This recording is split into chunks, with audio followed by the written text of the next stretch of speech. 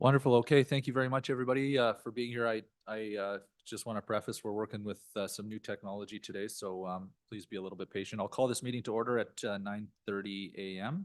And as everybody can see, we are all in attendance in person this morning. So I would ask for a council motion for the adoption of the agenda. Councillor Cortash.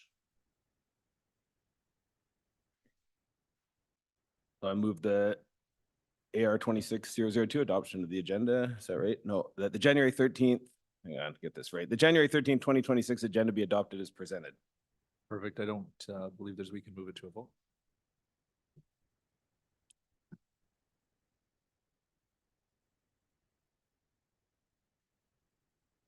That's fantastic. It passed unanimously. Thank you very much. We will, so a couple important things to note. We do have some time specific starts today with a presentation from our Environmental Advisory Committee, which we will commence right after our proclamation.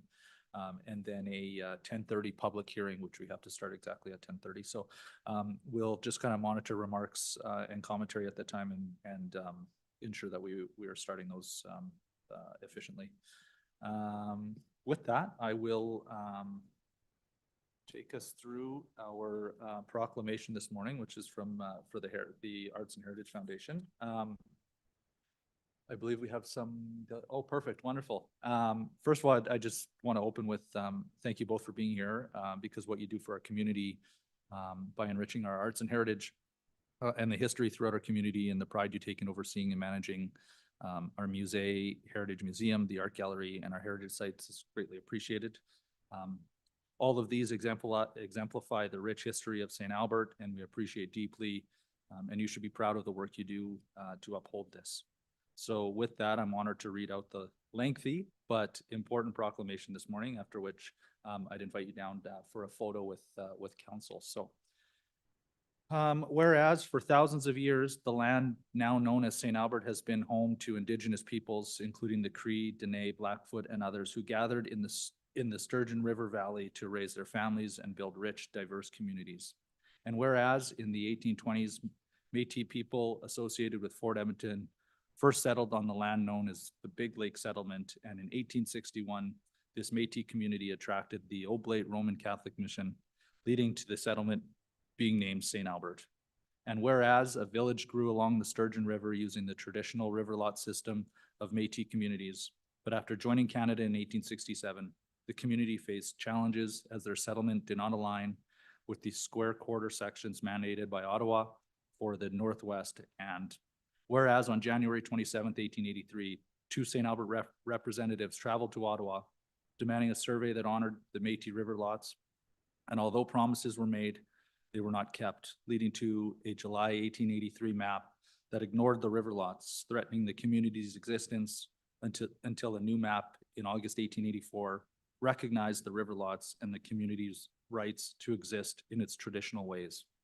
And whereas St. Albert stamped itself on the map as a unique center in the Northwest, attracted by the Roman Catholic Mission, Francophone migrants from Quebec, France, and the United States made a home in St. Albert.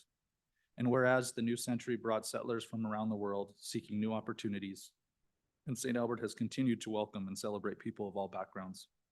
Now, therefore, on behalf of council and the residents of the city of St. Albert, I, Mayor Scott Olivieri, do hereby ask the residents of St. Albert to celebrate the city's official designation as a city in 1977, while recognizing that the Indigenous peoples and cultures has always been a part of this community. We honor the contributions and stories of people from all backgrounds to the rich cultural heritage of St. Albert. Thank you. And I'd invite you down for a photo.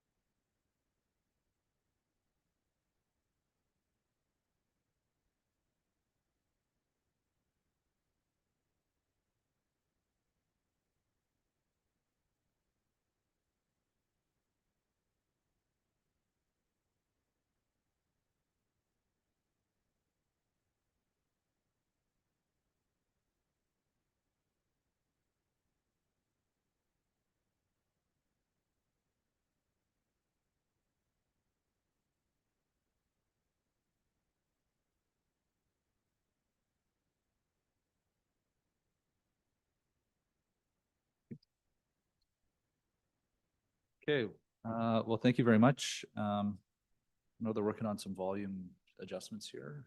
But with that, I'd invite Carmen Piercy from the Environmental Advisory Committee as committee chair to do their annual report.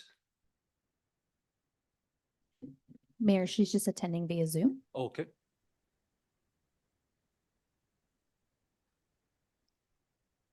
Good morning. My name is Carmen Piercy. I'm the chair of the 2025 Environmental Advisory Committee. Can you hear me okay?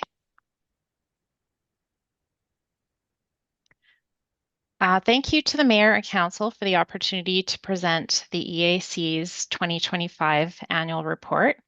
Next slide, please. So the EAC has 3 distinct functions to meet its goals as outlined in the EAC bylaw. First is to receive information and updates from administration, which includes new information or updates provided to the EAC that are deemed necessary, including topics the EAC will later be expected to provide input or advice on. Second, to provide input to administration. The EAC provides informal comments on environmental projects or issues identified by administration. And third, to provide advice to council. Written advice is typically identified as priorities by council and or align with the environment long-range plans. Next slide, please. In 2025, the EAC had 4 priority areas. First was to review and approve the Green Community Grant applications and the Community Recognition Program nomination review and recommendations. Second, to provide advice on the update and review of the Sustainable Buildings Policy. Third and fourth was to provide advice on the Climate Adaptation Implementation Strategy and Natural Asset Management Project. These 2 items are anticipated to be ongoing priorities into 2026. Next slide. In terms of advice provided by EAC to council and administration, there were 5 key discussions during 2025. In February, the EAC reviewed and approved the Sustainable Building Policy. The final updated policy was approved by City Council April 1st. In February, the EAC reviewed and recommended 1 nomination that was received for the Environmental Stewardship category of the Community Recognition Program. In March, Strategic Services staff provided EAC with an overview of the community vision and pillars of sustainability, along with the opportunity to provide feedback on the update. In September, the EAC provided input on the interpretive plan for the Red Willow Park West. In November, the committee received and reviewed 10 Green Community Grant Program applications, approving 9 applications to receive grant funding for 2025. Next slide. During 2025, the EAC received information on planning, regulatory framework and processes provided by city planning staff, a presentation on the changes to the 2025 election process, the city's waste and diversion programs as presented by city staff from the waste management branch.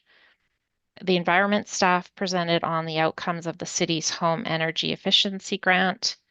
The EAC also received information from one of its own members on Big Lake and an opportunity for a project at a stormwater management facility. The EAC provided information on one of the green environment strategy initiatives, the riparian condition assessment. And lastly, the Alberta Capital Airshed staff presented on St. Albert's air quality and monitoring station. Next slide. In June of 2025, the EAC went on an environmental projects tour and visited 4 locations. The community members provided an overview of the Green Community Grant Project at Sister Alphonse Academy, and Lacombe Park Garden member provided a tour and overview of the garden that was supported by the Green Community Grant Program. And a Gardens neighborhood resident took the committee on a tour of the Clean Energy Improvement Program energy efficiency upgrades installed at their home, including an air source, heat pump, and solar array. And lastly, the city staff gave a tour of the watershed resiliency and restoration program site along the Sturgeon River. Next slide. For 2026, the proposed EAC priorities will include the reoccurring review and approval of the 2026 Green Community Grant Program and review and recommendations for the Community Recognition Program recipient in the environmental stewardship category. Further priorities for 2026 will be brought forward for Council's consideration following Council's strategic planning session and the completion of the corporate business plan. In addition, the EAC 3-year work plan will be prepared by City Administration for committee review and feedback following Council strategic planning session and the corporate business plan. Next slide. In closing, the EAC would like to acknowledge the continued support and leadership of Council for establishing the EAC to provide advice to Council and Administration on environmental matters. The EAC supports innovative programs and encourages citizen participation in environmental responsibility as an extension of the city's long-range strategies. The EAC would like to recognize the dedicated work of Megan Myers and Peyton Homiak in preparing agendas, presentations, managing meetings, and coordinating with other city staff. I've certainly enjoyed participating in the EAC meetings, and I know that the EAC members all very much appreciated the ongoing efforts of Megan and Peyton to make sure all of our meetings were productive, engaging, interesting, and fun. Thank you. Thank you very much for the presentation. I would ask if we'd open it up to any questions on behalf of council, and I believe Councillor Cortash, you can start. Thank you very much, Mr. Mayor, and thank you, Carmen. I just wanted to take this opportunity to thank you very much for your service on the Environmental Advisory Committee. It's I was only able to attend the last meeting of the year there, but I know it's a lot of work and a lot of well, just valued work that the committee puts in, and really appreciate everything that you've contributed to the Environmental Advisory Committee. I did have one question, maybe, I'm not sure it's to you, Carmen, or to through you, Mr. Mayor, to the city manager. In the agenda report, it indicated that council approved priorities for EAC in January of last year. And so is that something that is a regular process? Council approves sort of I guess the priorities of the work plan for EAC. And did I understand correctly that that's going to happen after our strategic planning session?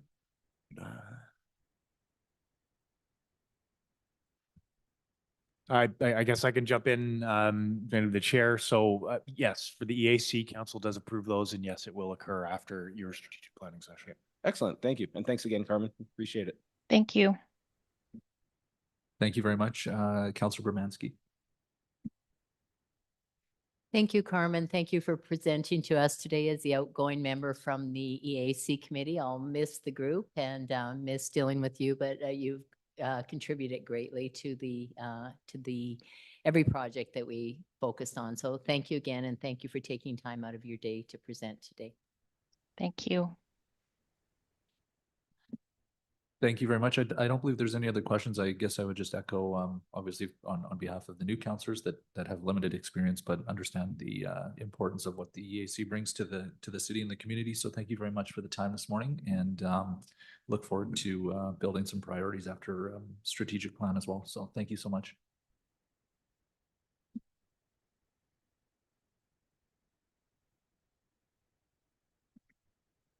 Okay, so section 4 here, we move into businesses arising from presentations, delegations, announcements, and public appointments. But I understand there are some speakers today that would like to speak on behalf of particularly one of the motions that's up for debate. I guess I will preface those public comments can be made now. Or if you would prefer, we can defer and wait until we actually get into that motion on the floor and go from there. So we do have a hard stop at 10:30. I remind everybody that that is speaking. You have 5 minutes, but if you'd like to commence that now, you're certainly able to. Or if you'd like to wait until we get into the motion, that is certainly up to. I'm happy to make that amendment. So.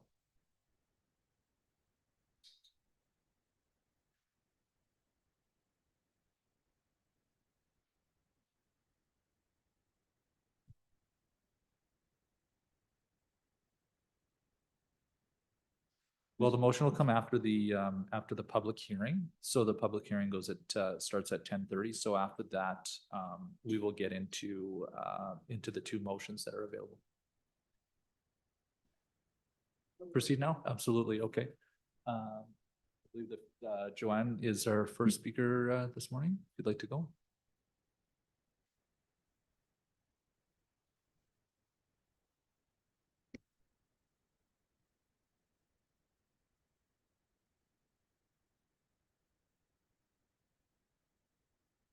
Just have to press your mic. And, oh, just 1 second here. There you go. Oh, it's red.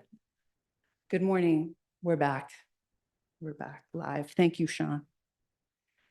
Okay, I did a visual presentation this morning, so I will go full screen, I guess. I just wanted to start with the land acknowledgement. Thank you for the proclamation. It was very significant and relevant and meaningful. I appreciate that. I just wanted to review and revisit the city's land acknowledgement, which talks about respectfully acknowledging that we're on Treaty 6 territory, traditional lands of First Nations and Métis people. Yeah, I apologize, Joanne. Maybe if you just give us a minute and that way we're Yep. not eating into your time while we sit there. Thank you. I heard it's a new system.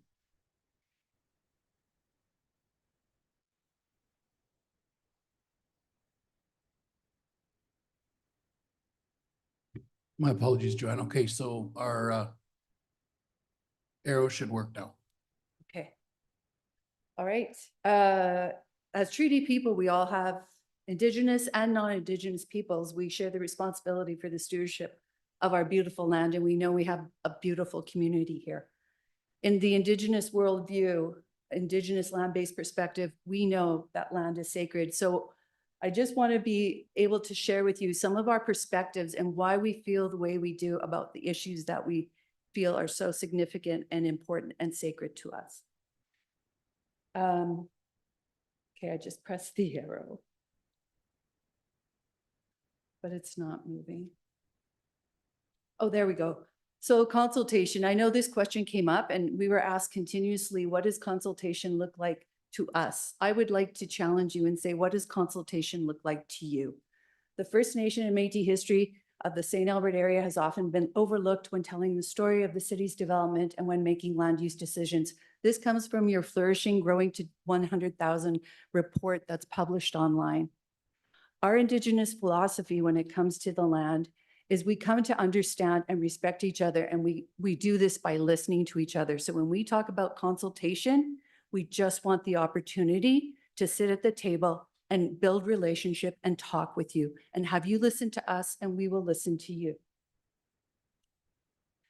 Under your heritage conservation platform, you talk about facilitating development that enhances the character of our city's surroundings, that contributes to attractive, enduring, and memorable places. For us, the natural environment holds the stories of our people from time immemorial. It further identifies through the city, you know, somebody asked why we're going to just listen to stories. Your program states that we will identify, converse, and celebrate intangible cultural heritage in St. Albert, including our oral traditions, performing arts, social practices, rites, festivals, events, and knowledge and skills to produce crafts. Through our Indigenous ways of knowing and being, our story is grounded in oral storytelling traditions. That is how we roll. That is how our history, our stories of people, place, and events takes place, is through oral storytelling. Somebody said, what is green space? The city in your documents state that nature provides the essentials of life and its value is multifaceted, including ecological, economical, recreational, historical, spiritual, medicinal, cultural, and social dimensions. Love that. In the Indigenous relational worldview, we know that the land nourishes us in an ongoing relationship of reciprocity. And I believe that is what Councillor Patrick was alluding to at the last meeting when we were here. I want to bring up environmental degradation as a result of human activity. With regards to these two locations, 13 and 15, the city has stated that examples of land unsuitable for development include ravines and gullies, land subject to flooding, lands with unstable slopes, and on either side of the bed or shore of water bodies. In our perspective, we understand that land is a living relative and honor it as it exists in its natural state, not to be altered or to manipulate it. The city's green environmental strategy, nature provides the essentials of life and its value is multifaceted, including ecological, economic, recreation, historical and spiritual, medicinal, cultural, and social dimensions. In the Indigenous ways of understanding life and land, our ancestors live within the land. It remembers them. When I want to talk about the caveat really quick. So we were concerned about the wording of the caveat. I spoke with historical land titles on Friday. They tell me the caveat is still in effect. True, the caveat does not cover 15 Mission Avenue. However, it does lie adjacent to 15 Mission Ave. The area in red is the area that the caveat applies, which says it shall never be sold for public interest, etc. I think you're familiar with that wording. I'm just trying to be careful of the time. So we have our Truth and Reconciliation calls to action. This was mandated by the Government of Canada. We were told that we need to adhere to the UNDRIP, the United Nations Declaration on the Rights of Indigenous People. And time and again, I see two institutions that refuse to commemorate or to support or to be responsible to those calls to action. We are supported through federal funding. And as such, we also have a responsibility to our funders to conduct the work that we need to do on the land. Lastly, it's not about being biased, was mentioned previously. It's about what is right and respectful, even one chooses not to acknowledge it. This hill is the soul of our city. It means so much to so many people. Thank you. I also have a short little video. Sean has it. I don't know if you want to see it or not, but I was told I could ask. It's 2 minutes. At this time, respectfully, I will open it up to any questions or comments on behalf of council. I believe Councillor Cortash, you can start. Thank you, Mr. Mayor. And thanks, Joanne. I'm intrigued by your comment around the caveat. I'm wondering if you could provide a little bit more information there. You spoke to someone at Land Titles. We have information through a historical land title search that said there is no caveat on the property as far back as 1973, but before that, we don't have any information. So I'm just curious what information you were able to obtain and if you have anything to send to us in that regard. The only way I could get confirmation in writing is through ordering a spin report, which I am not familiar with. This call just came through on Friday morning. So I spoke to, it's not just the regular land titles office, it's the historical land titles office. I was given an email address by a lady out of Calgary, and I emailed her with a copy of that caveat and my transcription of the wording. And she phoned me back within the hour to say that the caveat was in fact still active. I asked her if she could provide that in writing, and she said no, it would require the spin report. And I said, okay, I will take this as verbal confirmation. So that is what I know.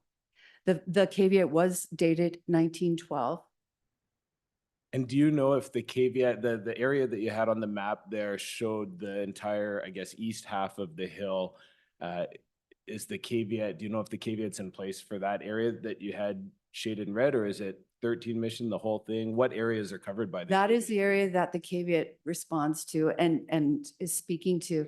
Reese from the Otipemisiwak government actually created that map for us to give us a very clear outline of the area. So it is the area in red. Thank you. And so, Mr. Mayor, remind me of the procedure here. If I have a question of administration, hold that for now or now? Okay, thank you. Thank you. Thank you very much. I don't believe we have any other comments. Joanne, thank you for your time. I would maybe echo Neil's comments regarding the caveat. I think the responsibility of the city is to ensure that they are obviously acting and operating within the confines of a caveat that may be present. We've done some extensive research. Our legislative, our legal team has done that. So I respectfully would say maybe we would contradict there because the information we've been provided is that it wouldn't be in effect. But having said that, I do appreciate your perspective and doing some due diligence as well. So we will continue to take that into consideration. Thank you very much. I would now invite, pardon me, Raymond Pinco to speak on behalf of 13 Mission Ave as well. Just as a reminder, there is a 5-minute time requirement, and at 30 seconds you'll hear a bell. That doesn't mean your time is up. It's that 30 seconds remains. So whenever you're ready. Good morning, Mr. Mayor, members of council. My name is Raymond Penko and I live at 35 Erin Ridge Road, apartment 217.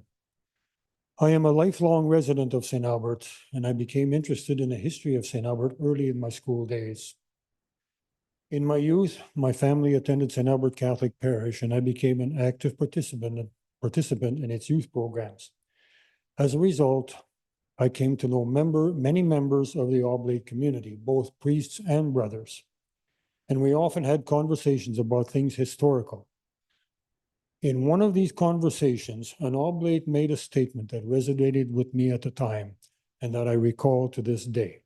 He stated that when the land below the mission was transferred to the town of St. Albert or the municipality of St. Albert, it was transferred on the condition that it would forever remain a green space. And this brings me to the potential sale of 13 Mission Avenue. It is a matter of record that this site was originally part of the original land transferred to the town of St. Albert, and that this transfer included conditions listed under caveat. It is my understanding that members of council have been previously provided with copies of these documents. Prior to listing the conditions, the caveat states, quote, "And I forbid the registration of any person or transferee or owner thereof unless the same is expressed to be subject to my claim," end quote. And this last phrase to me is very key, unless the same is expressed to be subject to my claim, the transferee. I understand this to mean that if the land or any portion of it were to be sold or otherwise transferred, the caveat conditions were to form an integral part of the sale. This would imply that when 13 Mission Avenue was originally sold or transferred for the building of Mission Park School, the conditions would have followed or ought to have followed the transfer of title, and these conditions ought to continue to the present time.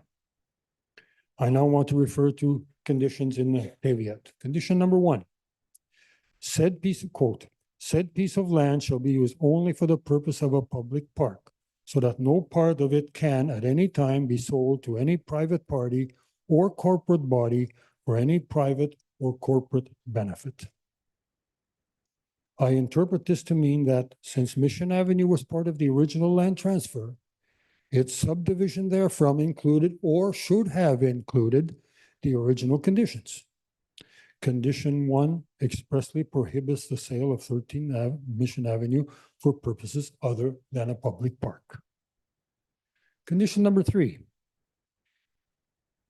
that it will not be allowed at any time to let part of this park for playgrounds such as football, baseball, tennis lawns, and the like, to be sold or rented to any private party, end quote.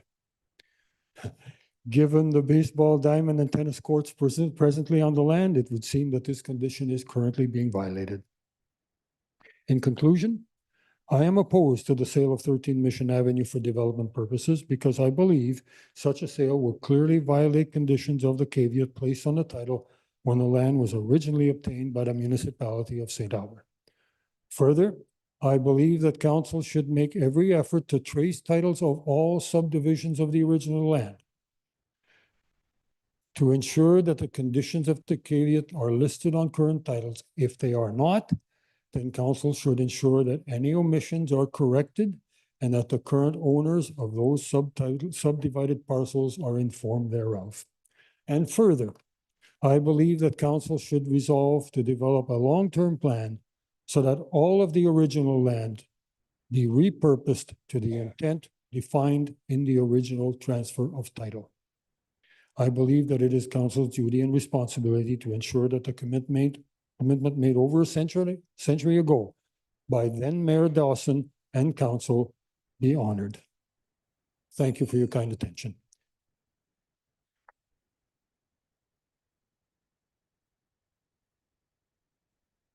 Thank you very much. I just respectfully want to remind the gallery that we don't allow for clapping or cheering after presentations. So just as a respectful reminder, Councillor Cortash, I'll let you open with questions or comments. Yeah, thank you very much, Mr. Mayor. I just want to take this opportunity. I know I expressed this in writing to Mr. Panko, but just take this public opportunity to thank you for your service to this community. You were fairly modest in your introduction, saying you've been a lifelong resident of St. Albert. But for those that don't know, Mr. Panko taught at Father Jan, and that was many years ago, but has since served St. Albert in multiple capacities with the St. Albert Historical Society and was instrumental in putting together books on St. Albert's history. And I believe a part of the original vision for the Founders Walk and whatnot. And so just thank you very much for everything you've done over the years for documenting St. Albert's history, and really appreciate everything you've done. Thank you. Thank you. Thank you very much for your time.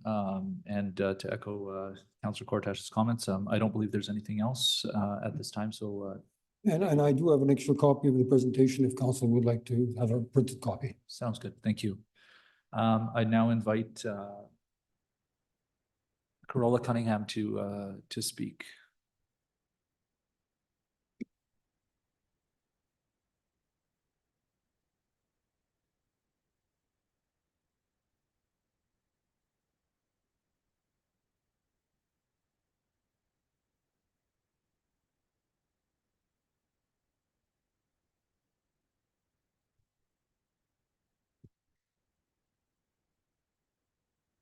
Tanse Toya. Mio Gesica. Ugichigo Squeos Netsika-san.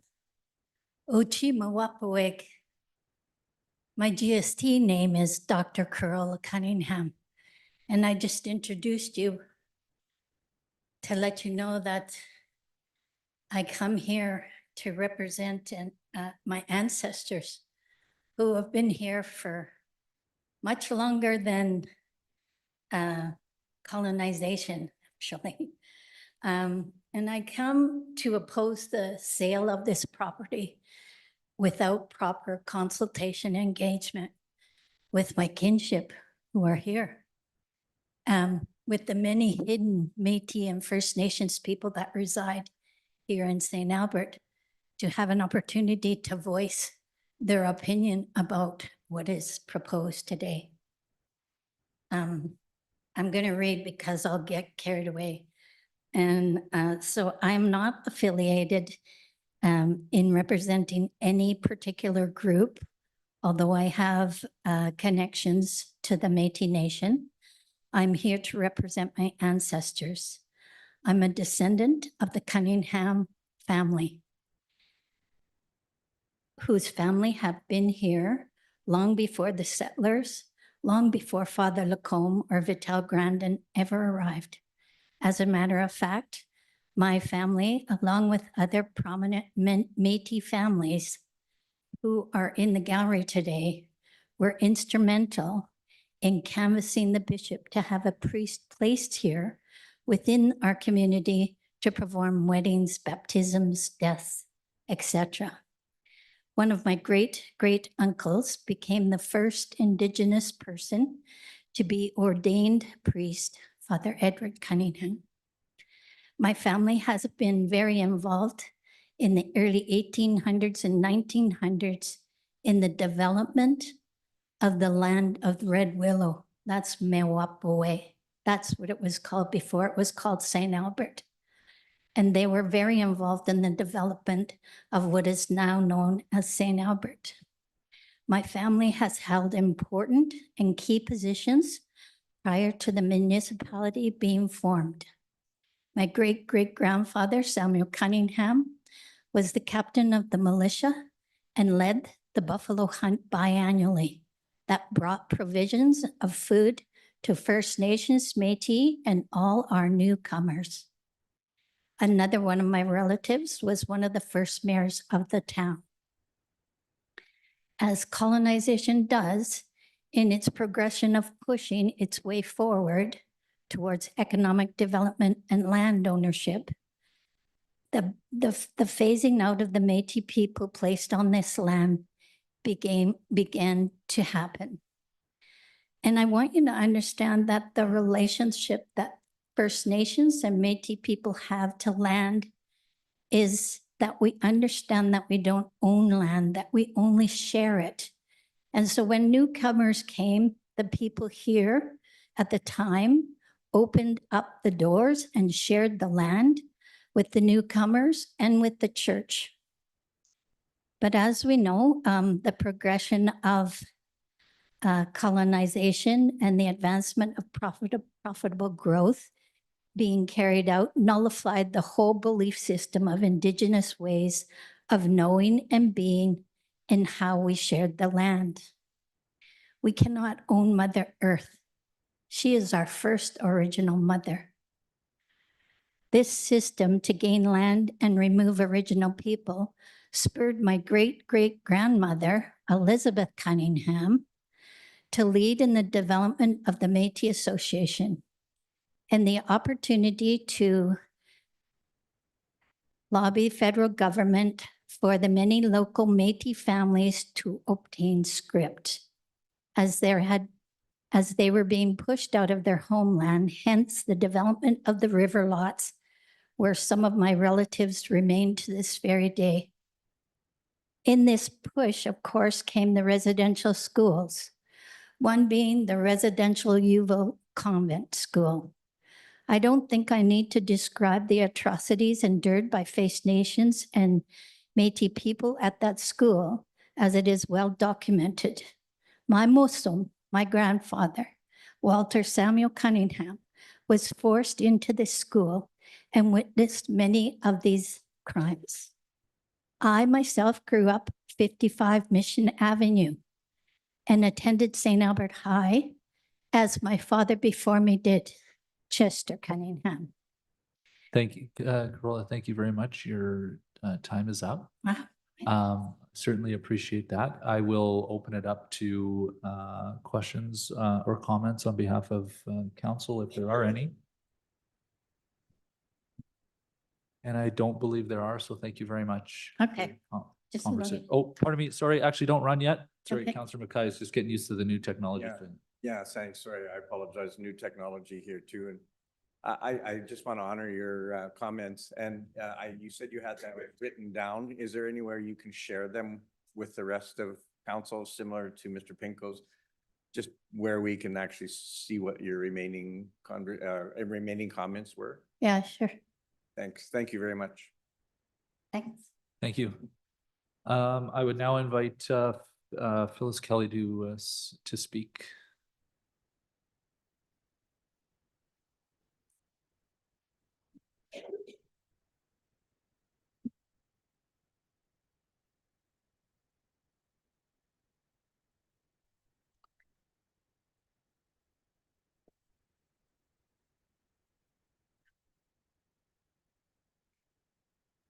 Good morning, Mayor Olivieri and members of council. Thank you for the opportunity to speak as a member of the Otipemisiwak Métis government, St. Albert District Council, about the sale of 13 Mission. I'm here to urge you to pass the motion to rescind the previous council's decision for the sale of this historic land. This land is not just a means to increase city coffers. It is a living relative of who we are, where we come from, and what we value as a community. Once sold, it is gone forever. No developer can truly capture what this area means to the Métis citizens of St. Albert and all the city inhabitants. Do we allow a developer to define a vision for this area? Do we hope a developer will allow opportunities for fulsome engagement with Métis and other Indigenous groups in the area.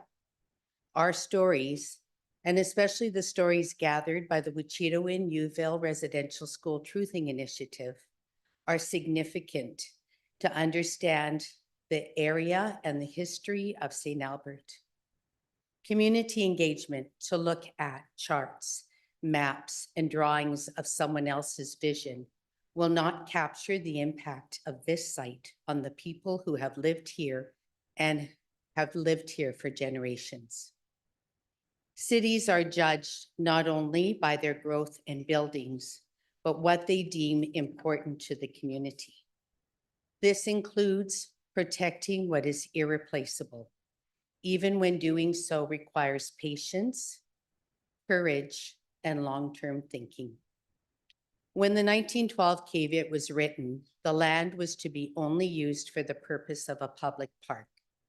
The questions regarding the legality of the caveat does not dispute the spirit of the caveat. The vision for this area was clear 114 years ago when it was sold to the municipality of St. Albert. The expectation was that the municipality adopt a plan to maintain scenic advantages and keep it in good order and condition. Historic land carries value that cannot be measured in short-term revenue. It holds cultural memory, educational opportunity, environmental significance, and civic identity. It tells future generations that this city understood the difference between development and disposal. Its proximity to Uville Residential School and its dark history also deserves a thoughtful pause to consider the implications of a sale. Selling this land may provide financial gains, but it creates a permanent loss. Are the strongest cities in this country the ones that value historical areas or the ones that make the most money in a fiscal year? And most importantly, will this decision still make sense 50 or another 114 years from now? Will our descendants ask why something special and historical was allowed to be sold without exhausting all options? You are not just stewards of a budget, you are stewards of our shared legacy. Halting this sale does not mean rejecting growth. It means choosing responsible growth. It means pausing, listening, and committing to solutions that honor both our past and our future. I urge you to stop this sale. Open the door to preservation-minded alternatives and show this community that its historical sites are not for sale. Thank you for your time and for your service to the city. Thank you very much, Phyllis, for coming back today and respectfully addressing council again. We certainly appreciate that. I will open it up to questions. I believe Councillor Mackay would like to start. No, you just didn't get me off of. Oh, sorry, that was from the last one. Thank you. Sorry, as much as I like and enjoy talking to you, Phyllis. Okay, thank you very much. I certainly appreciate that. In respect of time, if there are any other speakers that would like to speak regarding 13 Mission, this is an opportunity to do so. I know you possibly haven't registered to do that, but I invite anybody else before we take a recess before the public hearing starts. So if there is anybody else that would like 5 minutes to speak, this is your opportunity to do so now.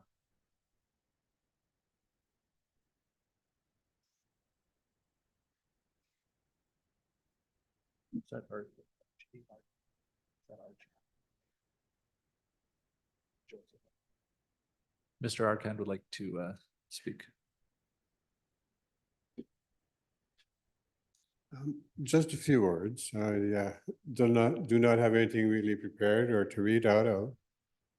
But I haven't been in St. Albert for that long. I moved here in 1987, and I found that there really was no organization for the Métis people in St. Albert, which was really unfortunate because St. Albert historically has been known as one of the Métis milieu of Alberta. So we started an association and it grew. It's a vibrant group today. And they're fighting for their legacy. They're fighting for their historical ground.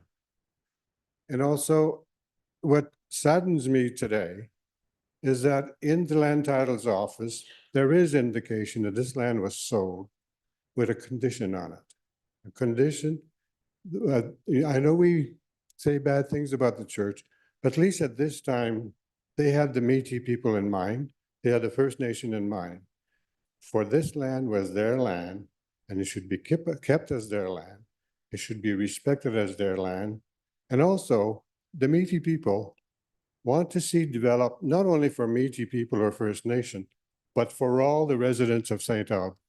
It'll be a common ground. It should receive common development that suits everybody, but also respects the Métis and the First Nation background. So I thank you for the opportunity to say a few words. Thank you. Thank you, sincerely. Thank you very much for the time. Is there any councillor comments? I don't believe there is, so certainly take that into consideration. Thank you very much.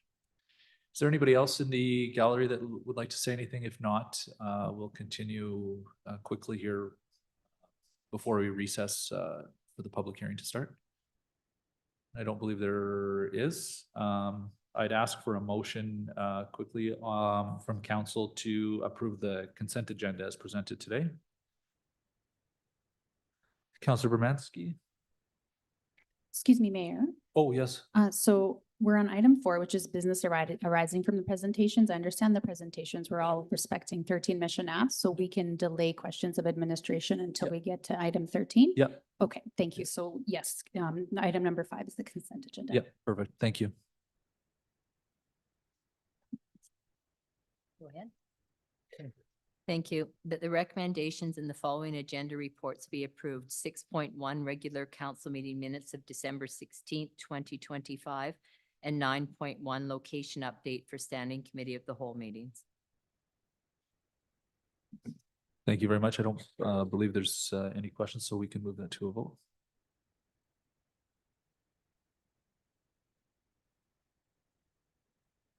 Great, that passed unanimously. I will call for a recess here until 10:30 when we start our public hearing. Thank you.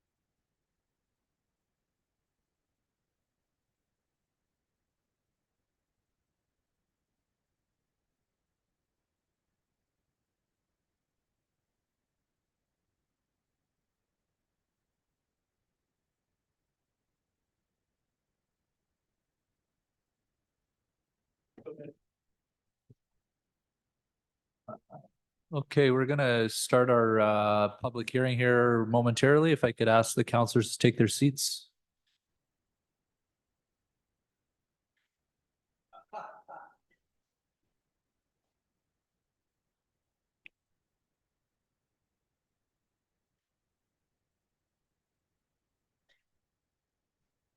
Just give it one more minute here.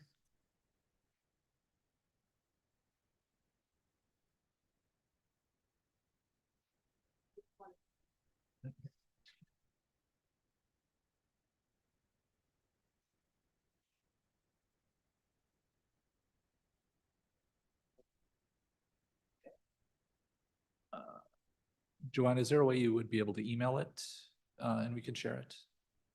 Possibly?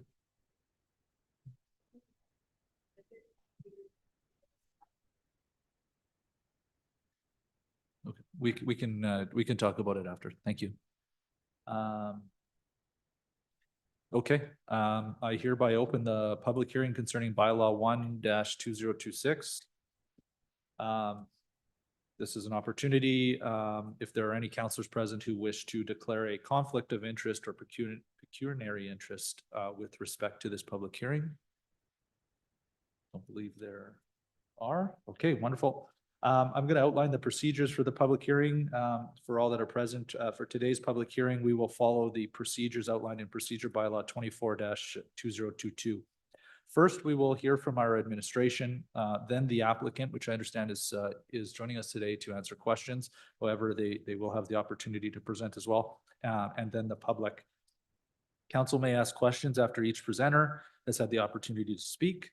The applicant will have up to 10 minutes to speak, and members of the public will have up to 5 minutes each to speak as well.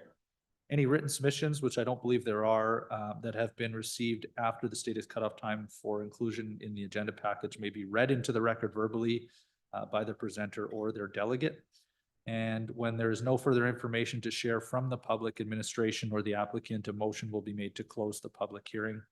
There will be no debate on this matter nor a decision made on this matter until the public hearing is closed. Debate will occur on consideration of the second and third readings of this bylaw, or upon consideration of this matter when it is next considered later in this meeting or on a later date. We will now open it up to administration for their presentation. Thank you through Mr. Fletcher. Yeah, thank you very much, Mayor. I'll turn it over to the team and they can launch right into it.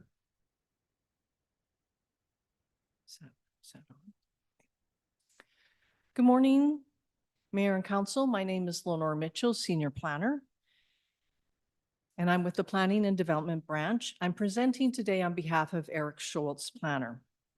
And beside me is Katie Mahoney, the Manager of the Planning Branch. The presentation is on Bylaw 1/2026, being Amendment 11 to the Land Use Bylaw. This is a redistricting in the Sherrow neighborhood.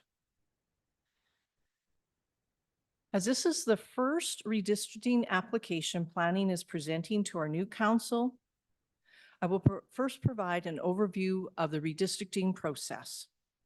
Each property in St. Albert has a land use district as identified in the land use bylaw, and this sets out permitted and discretionary uses, what can be built there, building height, building size, and the setback from property line.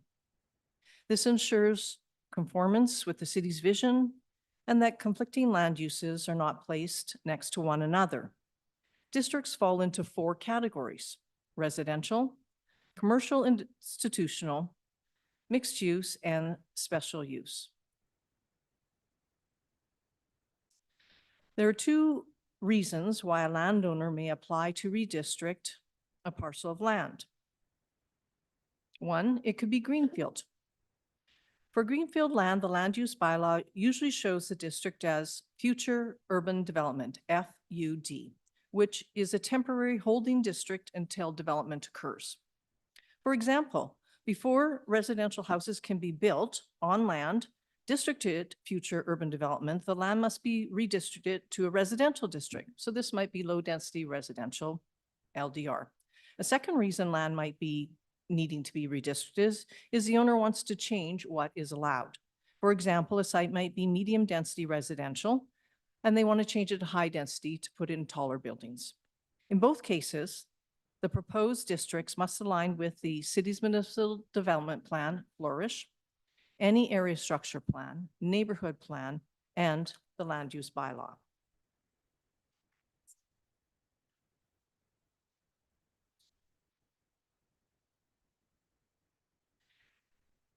A landowner or their representative can apply to redistrict land. A standard redistricting usually takes 4 to 6 months to complete and requires a bylaw to amend the land use bylaw, Schedule A. In brief, the process involves ensuring the application is complete, circulating the application to internal and external agencies, including residents and nearby landowners, determining if the application is supported by the land use bylaw and various statutory documents, writing an agenda report that incorporates circulation comments, and presenting a bylaw at a public hearing. All redistricting decisions are the decision of council, not planning.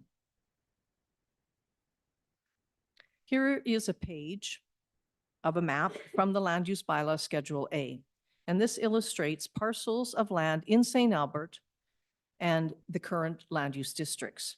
On the right is a fully developed neighborhood of Northridge in green and Lacombe in blue.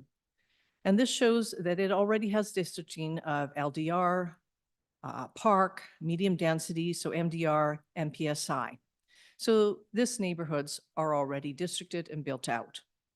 On the left is the neighborhood of Sherrow. The south portion in pink is built out with districts of MDR, HDR, SLR. I could keep going. There's another 3 or 4 listed there. While the northern portion in gray is shown as FUD, Future Urban Development, and this area is undeveloped. So let's talk about the redistricting application that was submitted by Rohit Land St. Albert West Ltd. As mentioned, this redistricting is in the Sherrow neighborhood. Sherrow is a residential neighborhood located on the west side of the city, west of Ray Gibbon Drive and north of Township Road 540A.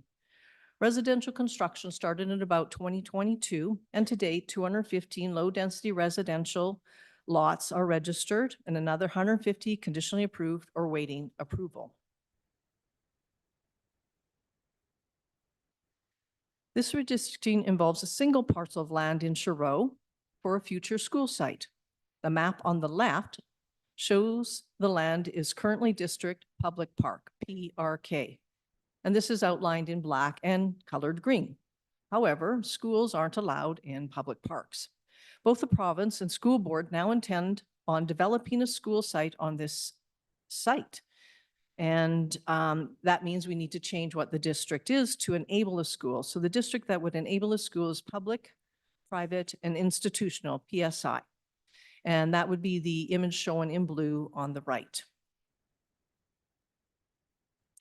Wanting to show compliance with some documents. So the property is located within the boundary of St. Albert West Area Structure Plan, which came into effect September 6, 2024, designates the land as neighborhood. The arrow on the map points to the future school site. The Sherrow Neighborhood Plan also came into effect on September 6, 2024, and the subject property is in hatched green and it shows as school park. Schools are generally located next to a community park. This park here was actually districted in June 2023 under bylaw 8/2023. As the school's exact location at that time was not known, the whole site was just districted public park. Now that there is the intent to develop a school on the east side, this is why we're bringing forward the proposal to amend to public, private, and institutional PSI so that a school can be enabled. This application was circulated to internal and external stakeholders as well as 12 properties in the 100-meter radius of the site. No concerns were raised from the circulation. If the redistricting is approved, what the city does, we do it or we work with the developer and place a sign on the property to indicate a site for future school so that people know that's happening. The proposed redistricting aligns with the municipal development plan Flourish the St. Albert West Area Structure Plan, and the Shiro Neighborhood Plan. Administration recommends council approval of bylaw 1/2026 being Amendment 11 to the land use bylaw for Schedule A. Thank you for the time to present. Myself and Ms. Mahoney can answer questions. The applicant and their consultant are online should you have questions for them. Thank you very much for the presentation. I do believe we have some questions for administration, and we will start with Councillor Clark. The 100-meter, are those homes that were actually sent notices? Are they owner occupied or are they still under the developer's control? Do you know?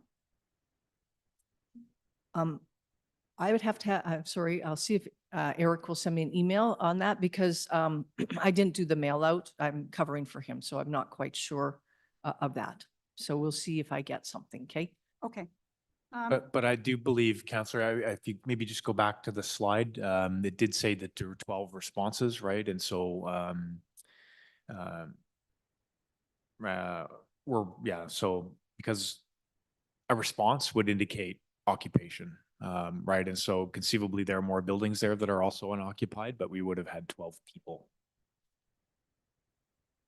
Okay, my only concern is that if it's still owned by Rohit, they obviously are not going to make a comment about their own application. So that would be my only concern is, and just a clarifier, in our backgrounder on page 20, it makes reference in the impacts of recommendations to Riverside. I'm assuming that is a typo, an error. Is that right?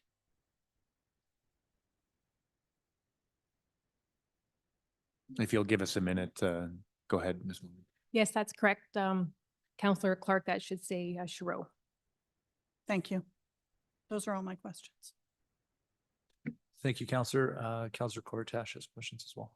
Thank you very much, Mr. Mayor. Through you to CAO and Ms. Mitchell. Ms. Mitchell, good to see you again. Thank you very much for the overview and the primer there on redistricting. I'm wondering if you might be able to add or give me a little background as to how the park, so there's only part of it is subject to redistricting, the rest is going to remain park. In terms of how the parkland is allocated or playgrounds and that kind of thing, when a school site is allocated, are playgrounds typically on the school site and what's public park? Where I'm going with this is kind of, I don't know how much room is there, if there's going to be room for a soccer field. Oh, there we go. Okay. And so I guess the west side of the property remains park and remains part of the school. And then any playground for the school would be on the site allocated to the school division, correct? So this here is the Parks Master Plan that Recreation and Park prepared. So yes, the school would be on the right-hand side, so it's on the side of two roadways. This is showing a soccer pitch of I can't read that font, a certain soccer pitch size that fits there. It also has a winter view that there's a snow hill.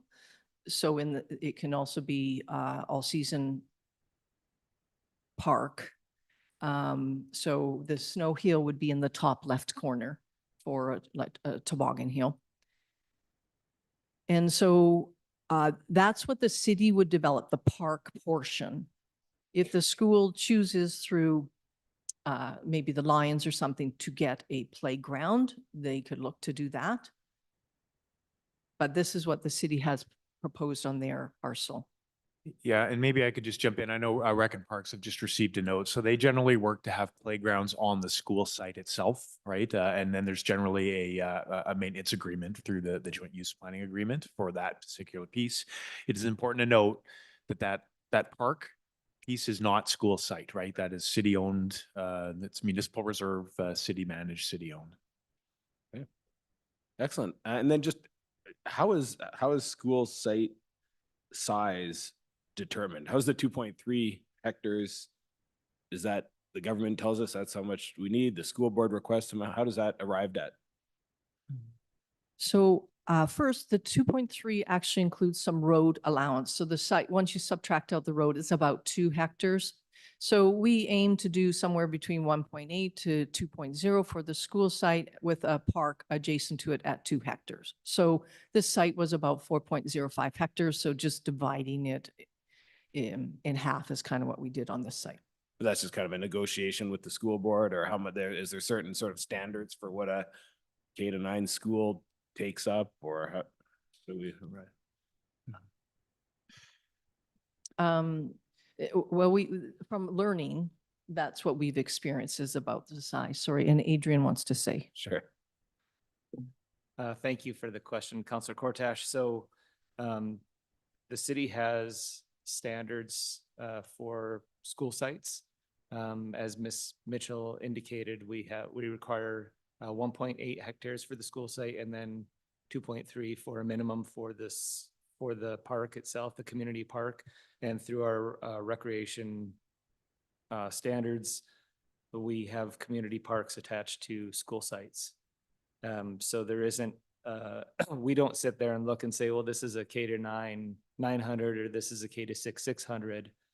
There's a school site and we allocate based on what our principle is, and that's based on historic kind of knowledge about what works from a school site. As we've talked in the past, there have been some school sites that have been maybe a little bit tight, and those were created when we didn't have those standards in place, so we were kind of adapting on the fly. I think the newer school sites we've generally seem to have support that they're working. I think obviously everybody would like more, but they seem to work. Okay, thank you very much. And maybe if I could just add, and please correct me if I'm wrong, it's important also to understand that this is part and parcel of the entirety of the municipal reserve allocation, right? And so there's also the requirement for trails, community parks, all those bits and pieces get factored in, right? Which is to a degree a limiting factor on the amount you can allocate as you look at the whole picture. Yeah. And that's sort of where I was going with that. The more room we allocate to the school, the less room we have for trails, the less room and so just trying to get a sense of where that number comes from. But there's a set of standards that the city has. So well, yeah, that's it. Thank you. Thank you very much. I will open it. Councillor Hughes has some questions now. Thank you. So one of the delays we had was just the servicing. So this is fully ready to go. Is that right? The servicing has been completed for this? So there is servicing that was installed into the roads to the property last fall. Okay. I think there's just a little bit of site grading work, but the site is essentially ready for construction. Okay. And just for the new counselors, so they have been approved for a school. And before it was they were looking at the community amenity site, which is designated for high school. And so approving this allows us to move forward, right? Like the province is expecting this, everyone's expecting this to be okay. There's no reasons that we would say no from a land use perspective. That's correct, Councillor. And in fact, the school site allocation committee, all 3 school boards have indicated that this is primed for the public school board for their K-9, which has been funding approved by the province. Okay. And I just have, I guess it's an offshoot. A lot of the roads over in Shore are quite narrow. So for this, in front of this road, is it wider to accommodate the school buses and the extra traffic? So it would be what we would call the neighborhood or collector road. Okay. Yeah. So it has a bit of a wider standard than I'm assuming. Perfect. Thank you. So just to add on to that, so that would basically follow our city standards for a collector road. It's not any different for the school, but it's of a different build to serve increased traffic. Perfect. Thank you.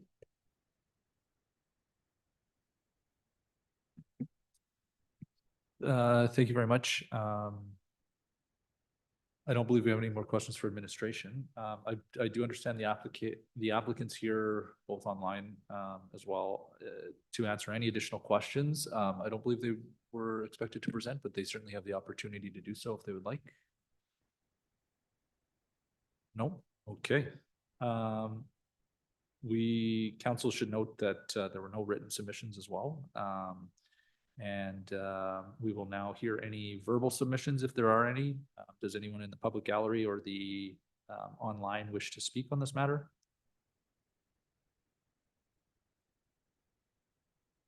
Does not appear to be.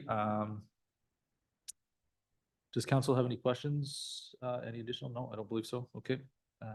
For the administration or for the applicant. Lastly, is there anyone else in the public gallery here to speak who's not had a chance to make their submissions yet?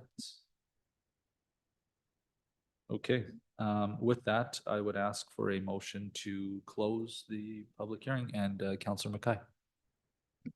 Thank you, your worship, that the public hearing on bylaw 1/2026 be closed.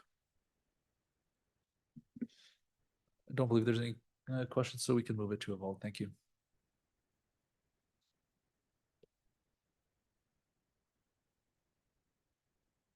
Thank you very much. That motion passed unanimously.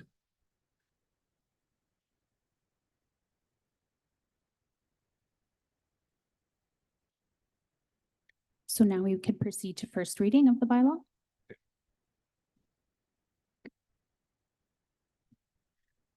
Okay, I would ask Councillor Hughes, she will make a motion for the first reading. Sure. That bylaw 1/2026 being amendment 11 to the land use bylaw 18/2024 be read a first time. Thank you very much. Believe we can move that to a vote.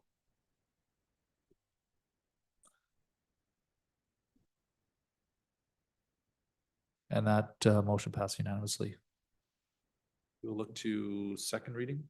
That bylaw 1/2026 be read a second time. No questions, we can move that to a vote as well. Oh, sorry. Mayor, we can do debate on this though. So just a quick heads up that we can debate these. Oh, correct, before, yes. Because it doesn't have to move unanimously on the second. That's correct, Mayor. It's unanimous consent is required to go to third reading. Second reading should be where the debate and any amendments or any comments are made. Yeah. Sounds good. So before we accept it, if there's any last minute questions for administration, otherwise we can move it to a debate, correct? Yeah. Yeah, we can move it to a debate. Thank you. Okay, I'll just quickly speak on this. So this is basically the school site was approved by the province over 6 months ago. There's been movement from the public school board to make this happen. I appreciate all of their due diligence and also administration's diligence to find a solution so that we can have a school on this site. This is a school that was designated, even though it says park, it was expected to be a school all along. And we're simply just facilitating this to the last step so that they can now move forward and actually have the school that everyone is expecting and looking forward to actually enjoying in the city. That's it. Thank you. Any other councillors like to speak on the motion? I don't believe so. I would, lastly, I would say, I guess, part of our responsibility is ensuring we have land available for schools to be built. So I think this is fantastic and I would certainly support this as well. With that, we can move it to vote.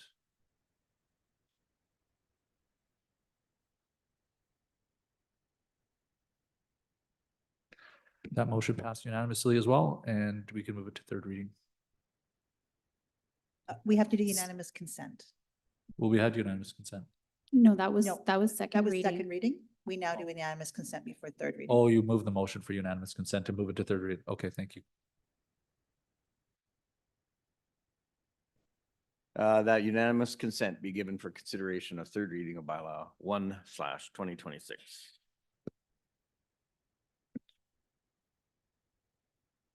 Call it to a vote.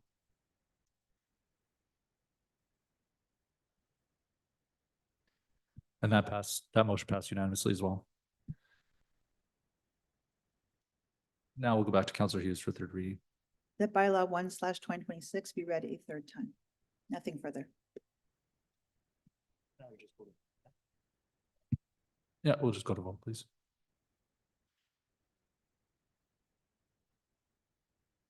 Thank you very much. That motion passed unanimously.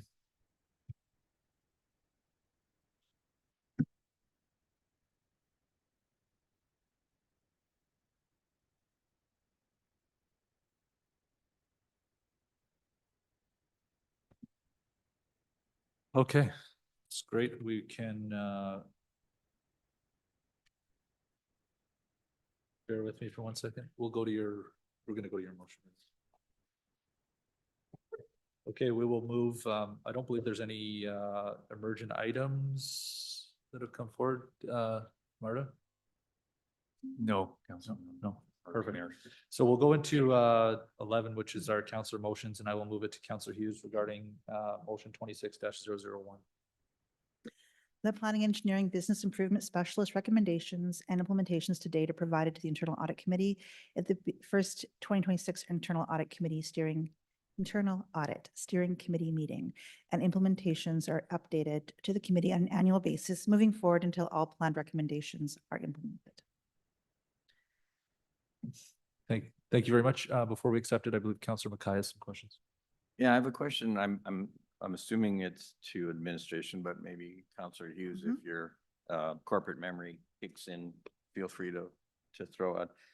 I'm not familiar with the planning and engineering business improvement specialist. Was that a recommendation that came from the Ernst & Young report, or was that a recommendation arising out of the one of the internal audits, or off of the risk register, or where is that originating from?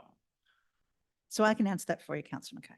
So I believe it was in 2023, that budget going into 2024, I put forward a motion that we had a business improvement specialist for planning and engineering for 150,000, and it was approved by council.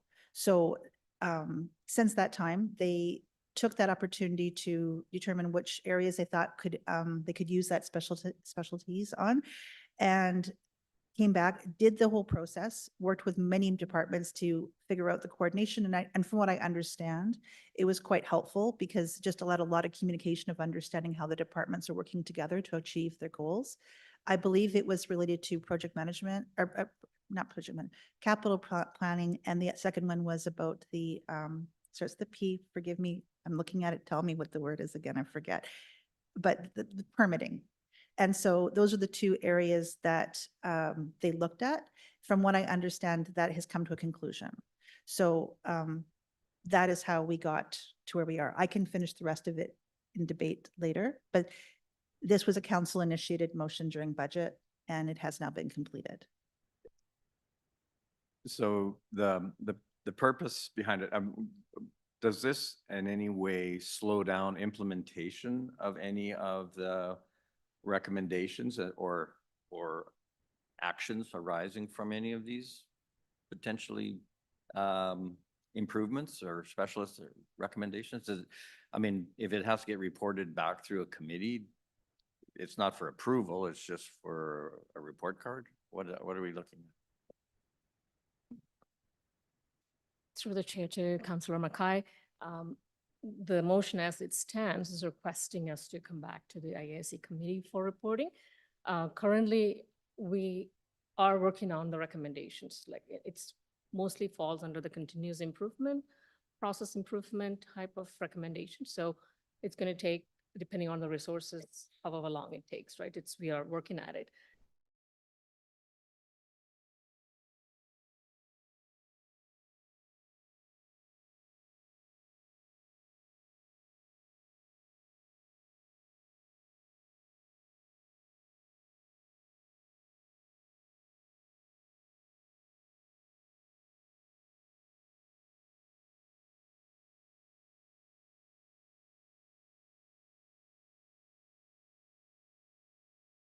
On a quarterly basis and in the corporate plans updates.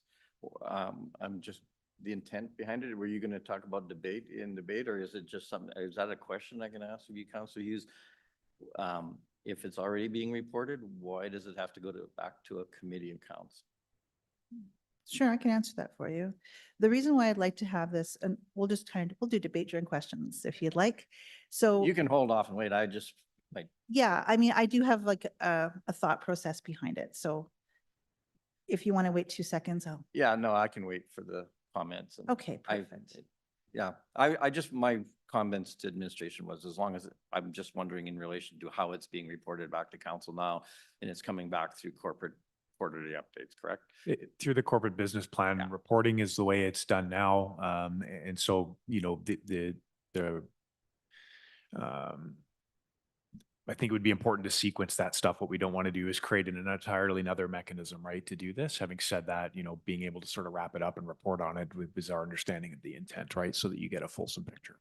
But if this motion is approved and it goes back to the internal audit committee, then you wouldn't see any reason to then report it in quarterly reporting then, correct? Or would it be? It would be reported insofar as there were corporate business plan projects that were aligned to that. We would still report on the corporate business plan. Okay, just administration sees this as duplication then somewhat? I don't know if it's necessarily duplication per se, but it is an extra reporting requirement. Again, what the corporate business plan doesn't do is wrap up all the various projects under the umbrella of how it was initiated, right? And so that's the piece that, we see in this is the business improvement specialist identified, the list of things that need to be worked on. We report on from a continuous improvement perspective how those things are doing, but we don't relate them back to that business improvement specialist, if that makes sense. Yeah, no, thanks. Okay, never mind. Thank you. I appreciate the input. Thank you very much. I don't believe there's any questions, so we can move this to debate now. Thank you. Great, thank you. So the rationale behind this, and so thank you, Councillor Mackay, for kind of starting this off. I realize that the intention is to put it into the quarterly report. However, Council approved $150,000 business improvement specialist, all of which the money was used to improve that department. We haven't really received a report that says this is what the recommendations are. That's come to a conclusion, but we haven't gone back and said, here's what we're recommending and here's our plan of how we're going to do it. The intention behind the coming to audit committee is just to allow them to have that saying, here's the investment you did, here's where we're at, this is what they recommended, this is how we're planning to implement it, or there may be some things that were recommended that they can say, this is just not feasible and why. That's fine. The intention is not to direct it, it is not to criticize it, it's just to allow accountability and see this is what's happening and we now know and we can then move forward. In the quarterly report, it's listed so many things and it's just going to get buried. I don't want to see this buried. I want to see the same level of ability of understanding of where we're at and why. And it's just an annual report. I'm not talking about a 20-page report. I'm talking about you can give me a 2-page report and say, here's where we're at. And this is where we're thinking we're moving forward. And then the next year they come back and say, again, this is what we've done. When you look at procurement, they had the procurement audit done and it took us almost 6 years to finish it. And every year they came back and said, this is just basically a snapshot of what we've accomplished to date and how much more we have to get done. Now, this will help us in multiple areas, including budget, because my suspicion, although I don't have any definite because I haven't had the report, is that there's probably going to be capital projects involved to helping improve planning and engineering with the recommendations. So if the audit committee actually has an understanding of this is what the plan is and this is what the justification is, then when it comes to budget, it's a lot easier for us to be able to say we understand both what we're trying to accomplish and why we need to spend and invest this money into the program. So this is just to work collaboratively. We just didn't have a reporting mechanism when this was approved. It was just simply done. And administration has taken it very seriously and moved where they recognized was probably their areas that they could use the most improvement and gone and done that process seriously. So this is not at all about it hasn't been done, but what I would just love to see is where we're at and then where we're going. And as we check off those boxes, we can also work and celebrate that. I don't want to have this just be pushed under the table and said, okay, we're just putting this into it. And we've done this, and not recognize that it came from this investment. So this is just about general collaboration about it. The audit committee, this is similar to an audit, but not quite. And so that's why I said it would be familiar to go underneath an audit. The business improvement specialist it does again help work with their processes, which is similar to auditing, but we didn't call it an official audit. So what I did when this came forward was I asked administration, I let it to be administration led as to how it would be done and where they wanted to have it done. And that was the intention behind that. But what now we're on the back end, and I would love to just be able to understand what we got for our investment and how it's going to be implemented and when. And if there's any areas, we just have that discussion, that understanding. I completely respect everything that administration has done so far. I just don't have any clarity about what actually has been done. So that's the intention behind it. That's it. Thank you.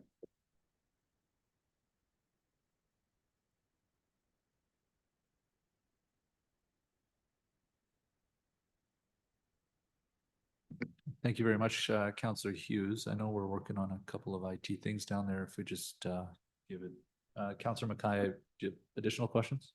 No, just debate. And. Yeah, Mayor, if you yeah. turn your Zoom camera off, that might help fix it. Sorry. You just got too many screens there. You're just gonna go to the moon. Wonderful. Yeah, we can move.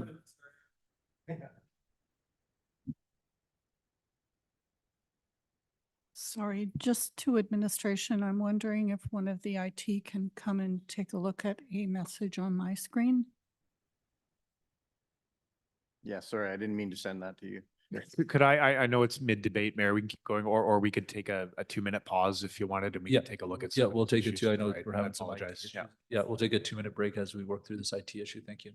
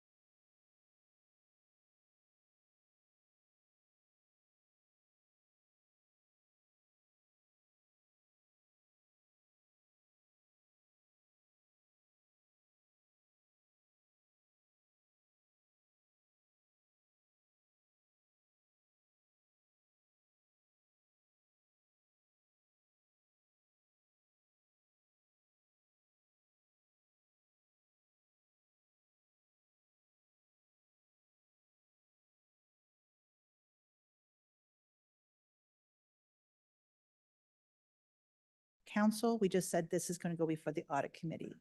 If there was something relevant to all of council, the audit committee can easily give a motion saying, please share this with all of council. It can go as an information item with a council meeting, or it can be a memo to come forward. But the intention behind this is not to make a giant splash and take up council's time. The intention behind this is just to get an idea of what the report said and to have accountability as it moves forward. That's the entire plan for this. When I look at, okay, so let me just get through my notes here.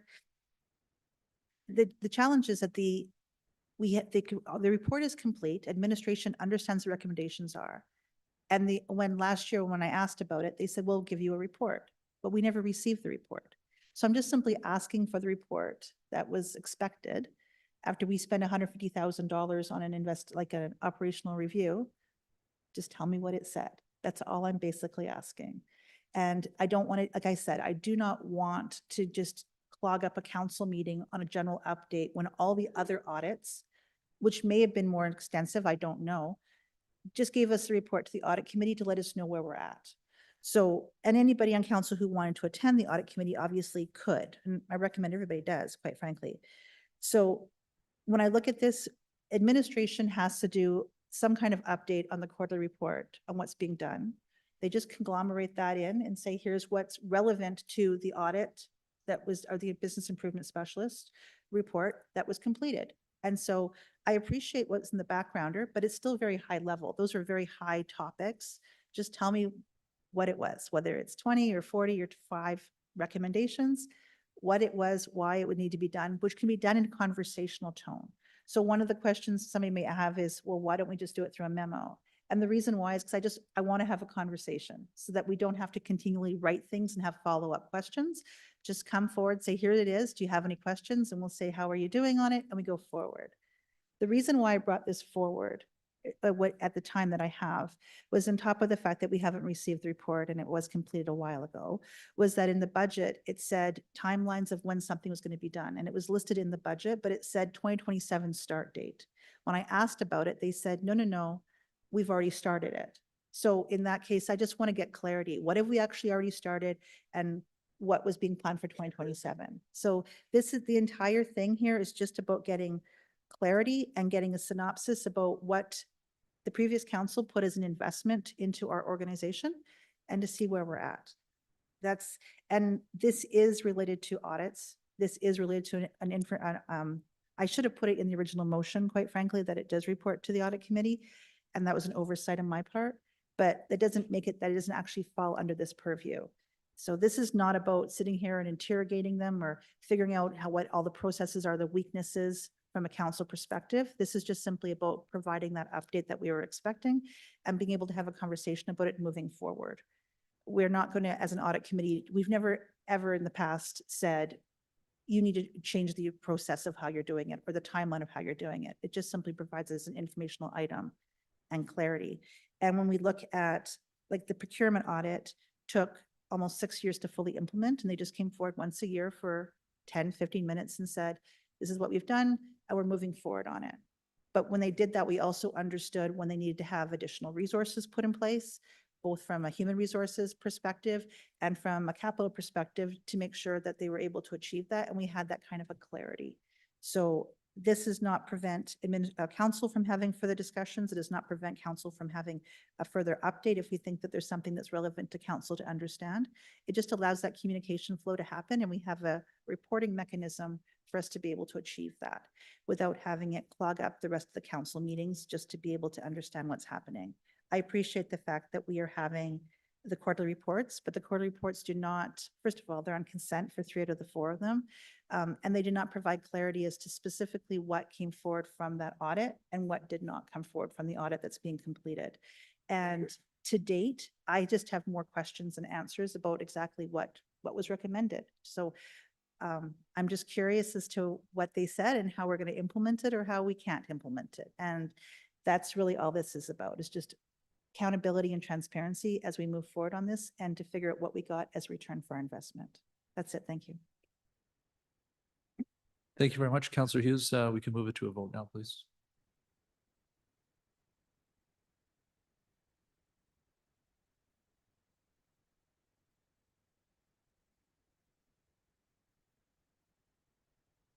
That motion has passed 6-1. Councillor Mackay being against. Thank you. With that, we will move it to Council Motion 11.2, which is 26-003 regarding rescinding the motion AR 25-378 in respect to divestment of 13 Mission Ave. I will move it to Councillor Cortash. Yeah, so this should be essentially the business arising from for questions to administration. And so, and do I read all the whereas parts too? I read all the whole works? Okay. Yes, Well, here we please. go then.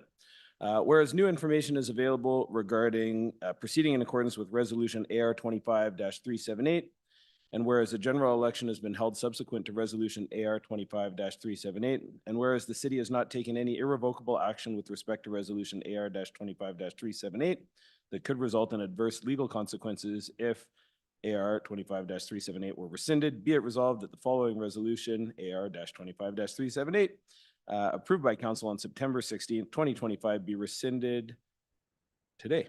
And that and so the motion from September 16th was that the CAO be authorized to dispose of the lands municipally described as 13 Mission Avenue for the sale price not less than market value, and to execute any associated agreements and documents on terms and conditions satisfactory to the CAO.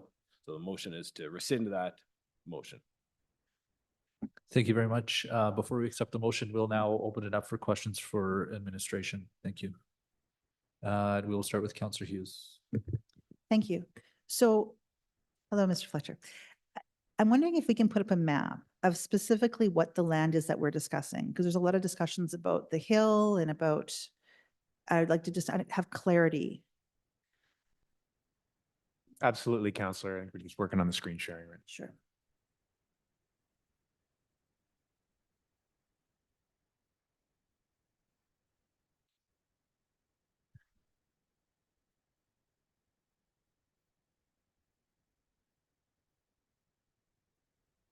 So the map is up now, and so what you'll see is two plots of land, one in pink and one in red. 13 Mission is the Top one? I'm blanking on my geometry term, but the almost square in red on the right side of the screen on the east side of that plot of land. And so from a city equity perspective or city perspective, we're talking about 13 Mission, which is the land bounded in red. And how big is that piece of parcel? Do we know? It's a little less than an acre. Okay, so under 1 acre. And as it talks about where was the residential school? Can somebody point on it of where the residential school was happening? Yeah, so it's actually, I'll zoom in, but the residential school was about 325 meters north of the property. Okay. So this, if you can see that little house icon, that's where about the front door of the residential school was, the Uville School. Do we have any historic maps of what that land looked like before? Do we have any of those available? Yes, we have an aerial that overlays the property lines if you'd like to see that. That would be great. From 1936. Yeah. Something like that.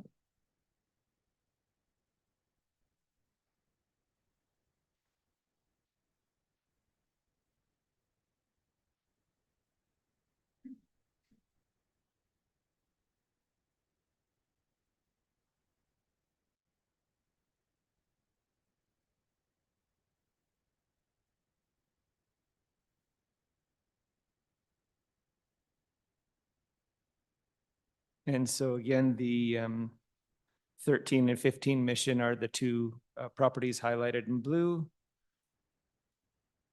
You've got the Sturgeon River. As noted, a large portion of the site was a pond back in prior to development.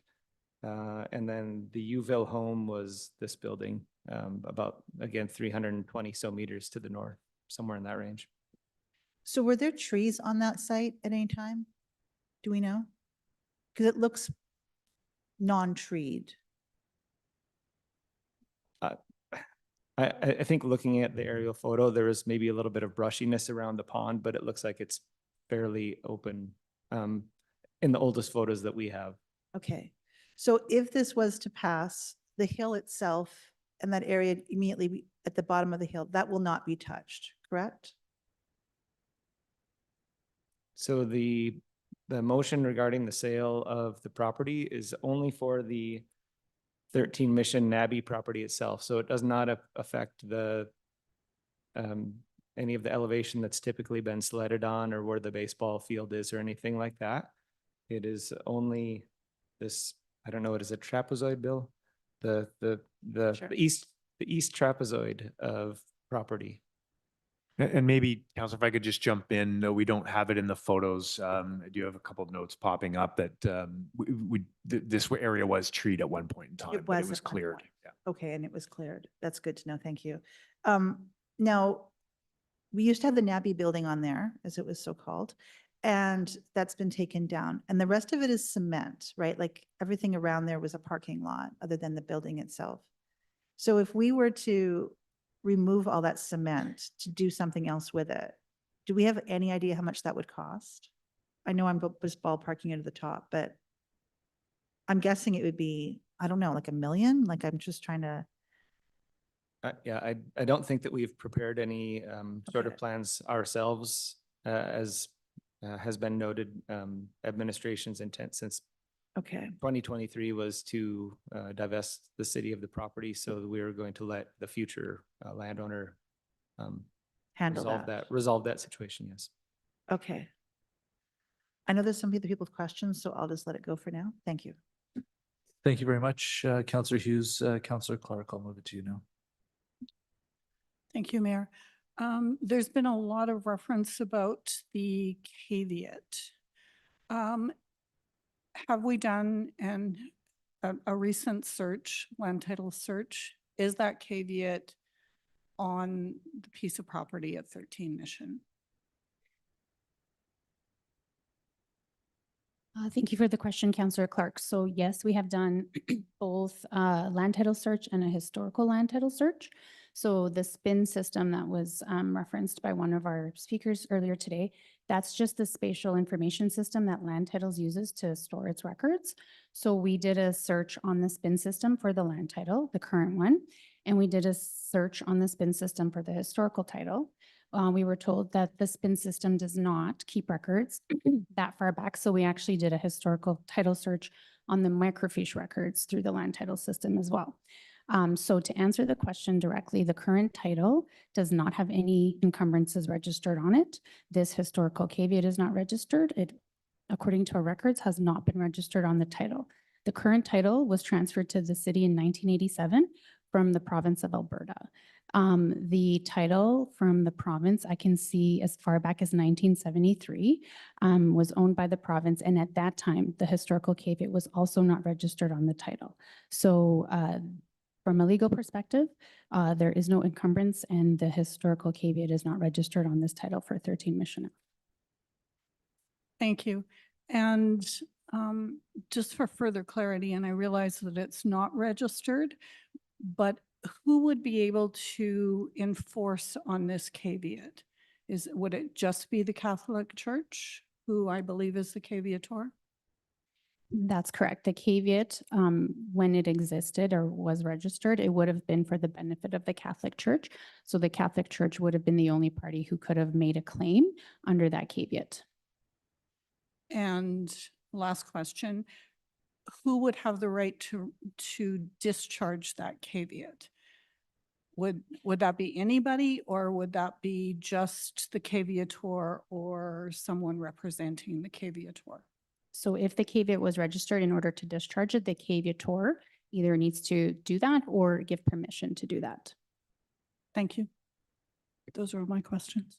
Thank you very much. I'll move it to Councillor Cortash. Thank you, Mr. Mayor. I'm going to keep that line of questioning going. I love the history here. So through you, Mr. Mayor, to Ms. Caulfield, we don't know then what happened to the caveat. Like there's no, we don't know that the land was transferred to the city at some point, 1912, and some point between 1912 and 1973, the province became owner of the land, right? That's all we know, and we don't know what's happened in between or what happened to the caveat. That's correct. I don't know if this is a fair question, but do you know if there's a way to find that out? Like the caveat obviously has a stamp, a land title stamp and a number. Is Land Titles able to tell us what happened to it? I suppose theoretically, we could keep trying to do further historical searches at the Land Titles Office to see if there's any further records there. I can say, though, that the legal analysis is such that we have assumed that the caveat did exist and was registered on the title. And even given that assumption, from that perspective, I am comfortable saying that the caveat has no standing today, even assuming that it did at some time in the past. So although I do not know the circumstances under which the caveat was discharged or not registered, I have assumed the most conservative approach. And even given that, I am comfortable saying that there is no current encumbrance on title to be concerned about. Thank you. I guess I'm less concerned about a legal perspective and more from and this is conjecture here, but it was a school. Nabby was a school at one stage, and so maybe there was a time where it was transferred to the province for educational purposes, and maybe the caveat, this isn't going to apply because it's for education, and we'll let it go because it's education, but maybe didn't foresee this in the future. And I just don't know how those things happen to land titles. So I guess we don't know. Yeah, I guess we don't, well, I guess you already answered. We don't know until we ask what happened to that caveat, why it's not on title. Could it be that it's, never mind. I'm thinking, oh, that's not a question. Apologies, Mr. Mayor. That's it. Thank you very much. Maybe I can just jump in with a couple of questions or before we go to debate. If I can ask through Mr. Fletcher to his administrative team, can you just once again just walk us through the public consultation process and how that works in the event that either site were to sell to an interested party, and not to make the assumption it was a developer, but to anybody, what that process looks like and how the public consultation is incorporated into that, just so we're very clear on what that is. Because this would obviously, this is potentially deviating from that normal process that we typically follow. Yeah, that's correct. I can start and Mr. Slack can certainly jump in with some additional context. But from, again, following the city's normal operating procedures, right, policies and directives, we normally do not do consultation for the sale of a piece of property.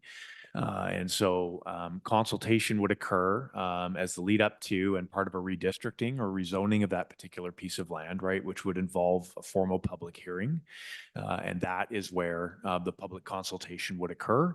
In terms of part and parcel of the sale, normally what we have is developers will do some of their own.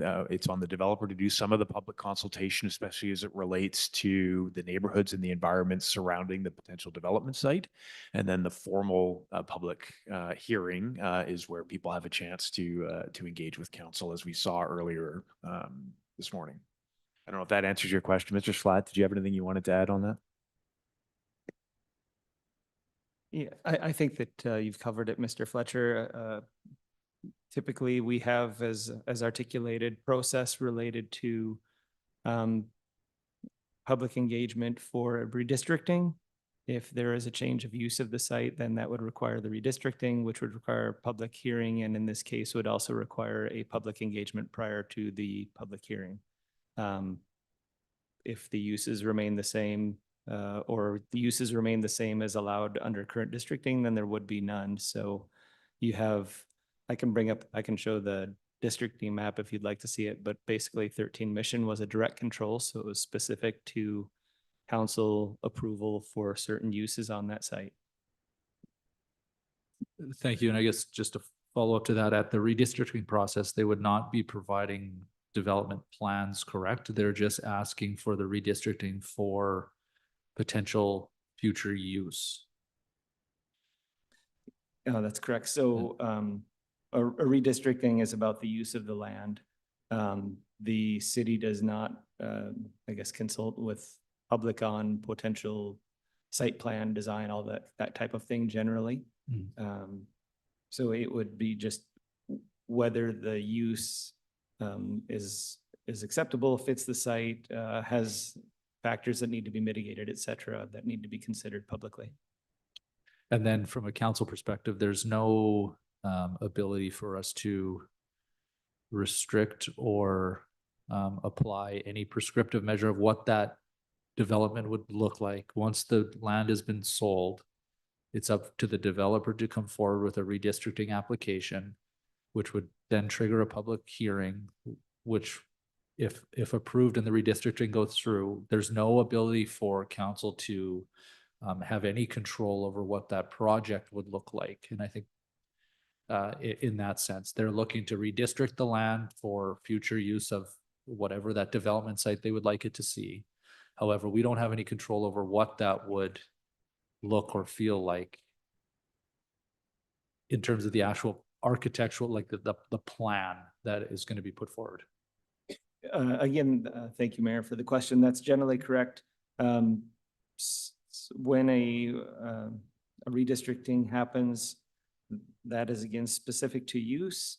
The architecture, height, setbacks, all of that stuff is broadly approved by council through the land use bylaw already.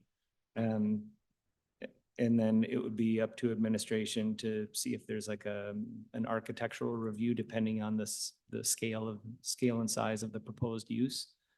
But generally, council does not get involved in architectural design work. And the guidelines around it and what that project may look like and how it, provided it meets all of the requirements from a development perspective and is not looking for any sort of variance. We have essentially give up our control of what this site could look like once we, or the adjacent site at 15 sells that land. It is now the last piece is they will look for a redistricting, and if upon approval, provided they fulfill all the obligations from a development permit perspective, they would be able to move forward with that. Is that a correct assumption? I think that's fair. Yes. Okay, thank you. I don't have any other questions. Councillor Hughes? One more quick question. So there's been discussion about the Catholic churches, the one that had the caveat, and we had no responsibility to have to talk to the Catholic Church, but did we have conversations with the Catholic Church about any concerns about the sale of this property or no? No? Okay, because we. No, we have not. Okay, good. Thank you. Thanks. Councillor Mackay? Yeah, thank you, Your Worship. Just a quick question, administration, and so outside of 13 Mission and then 15 Mission, the city has access, we own the entire hill then, from Mission on the south, Madonna on the east, St. Vital on the north, and then I'm assuming kind of just the boundary lines as it impacts Mount Royal. So we have, the city owns that. Land transfer of ownership came to us about the same time, 1973, or do we even know that? I don't know that I could speak to when we got the lands, but basically everything on here that's in green is city-held property. Okay. Yeah, I was just making sure that, there was that conversation around the caveat, and I wasn't sure if it was just released or could have been released as part of 13 Mission when it changed over to a school or Catholic school. All right, thanks. That's some questions. I did note that they used to actually have a skating rink up on the corner of Madonna and St. Vital for years. So the purpose, I guess, of asking that question would be, we own that hill, and then there could be a whole bunch of things that we could do as long as it applied to it could come back. Like, let's say an organization wanted to come to us and say, wouldn't it be great if we took part of the hill and turned it into something, whether it recognizes our history or recognizes, we have control over that, right? Correct? It would just follow through, right? Yeah, thank you, Councillor Mackay. I think that's correct, as long as you're meeting the districting, as long as you keep the use within what's allowed in the districts. Thank you very much. Maybe just a follow-up to my original question. I do, appreciate the administrative provided information around the legal due diligence that was done. Maybe just lastly, for clarity, because we've had stakeholders and members of the public respectfully disagree with some of the information that's been provided, but can you just speak one more time to the work that's been done provincially to ensure that there isn't this being a potential burial site that would be uncovered through excavation? I know the province has done, or the province has substantiated it's not of risk, but can we just go through that one more time? Thank you for the question, Mayor Olivieri. So yes, the city on the 13 Mission site did a historical resources inventory. And I can bring up a map if you give me a minute on that one as well. But basically, the province indicated that there was no known historic sites or finds on the property. There were monitors from the Métis community on site when the NABI building was demolished and excavated out. And at that point, there was nothing noted as well. Again, yeah. Thank you very much. Councillor Cortash. Oh, thank you, Mr. Mayor. Just wanted to go back to that map for a sec. The land that the Little White Schoolhouse is on was not green, and I know that was a land use map, and so I'm not sure it indicated ownership. Does the city own that property as well, or is that owned by the Catholic School Board? Or does Arts and Heritage own it, or do we own it and lease? Like, what's the?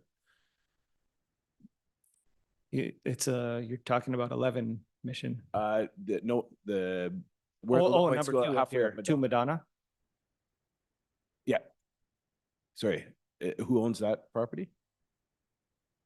I don't know. Okay. This is a zoning map, not a land ownership. Yeah. I just assumed the city owned that, but. Yeah, I think we do, but we'll see if we can confirm. Okay. And then presumably the 11 Mission Avenue is owned by the Archdiocese, and the other 2 properties are owned by the school board, I would presume. Correct? Okay, thank you. Thank you very much. Sorry, Mayor, to interrupt. We do own the White Schoolhouse property. I just got confirmation, so yes. Great, thank you. I will give it one more. Any other additional questions for administration? I don't believe so. Okay, so we'll accept the motion. We'll move this to debate now. Thank you. Thank you. Oh, sorry, Councillor Cortash, you can open the debate. Good. Okay, thank you, Mr. Mayor. There's some short opening comments here. First of all, I just wanted to thank those of you that have been understanding of me bringing this motion forward. It's a little unusual to rescind a previous council motion. It's also a little unusual because we've recently had this discussion before Christmas. However, I do view it as something considerably different. The previous motion before Christmas was specific to pausing for Indigenous consultation. There was some apprehension expressed at that time around what that meant, Indigenous consultation, and it was a close vote. And so to me, this is about much more than that. This is about the future of that site. This is not singularly about Indigenous consultation. It's much broader than that. And so I do consider this substantially different, and according to the procedure bylaw, of course, this is allowable. So anyway, thank you, first of all, to those of you who've been understanding of bringing this back. I feel quite passionately about this particular site. And I'll just lay out my argument just in brief and opening comments here. Once we sell this property, we give up the opportunity to set the vision. And when I say we, I mean the residents, I mean city council. We give up the opportunity to set the vision for the site. We then become reliant on a developer to set the vision for this property that's a special property in the heart of our community. Once it's sold, it becomes more or less a binary decision as to whether or not to redistrict the land. And like I said, we cede that opportunity to provide or to set that vision ourselves. And there's a lot of ideas out there about what this property could be. This property, and specifically speaking to 13 Mission Avenue, and I realize that's a small portion of the overall property, but I think we need to have a vision for what this site, the entirety of the site, means to the community, means to the city.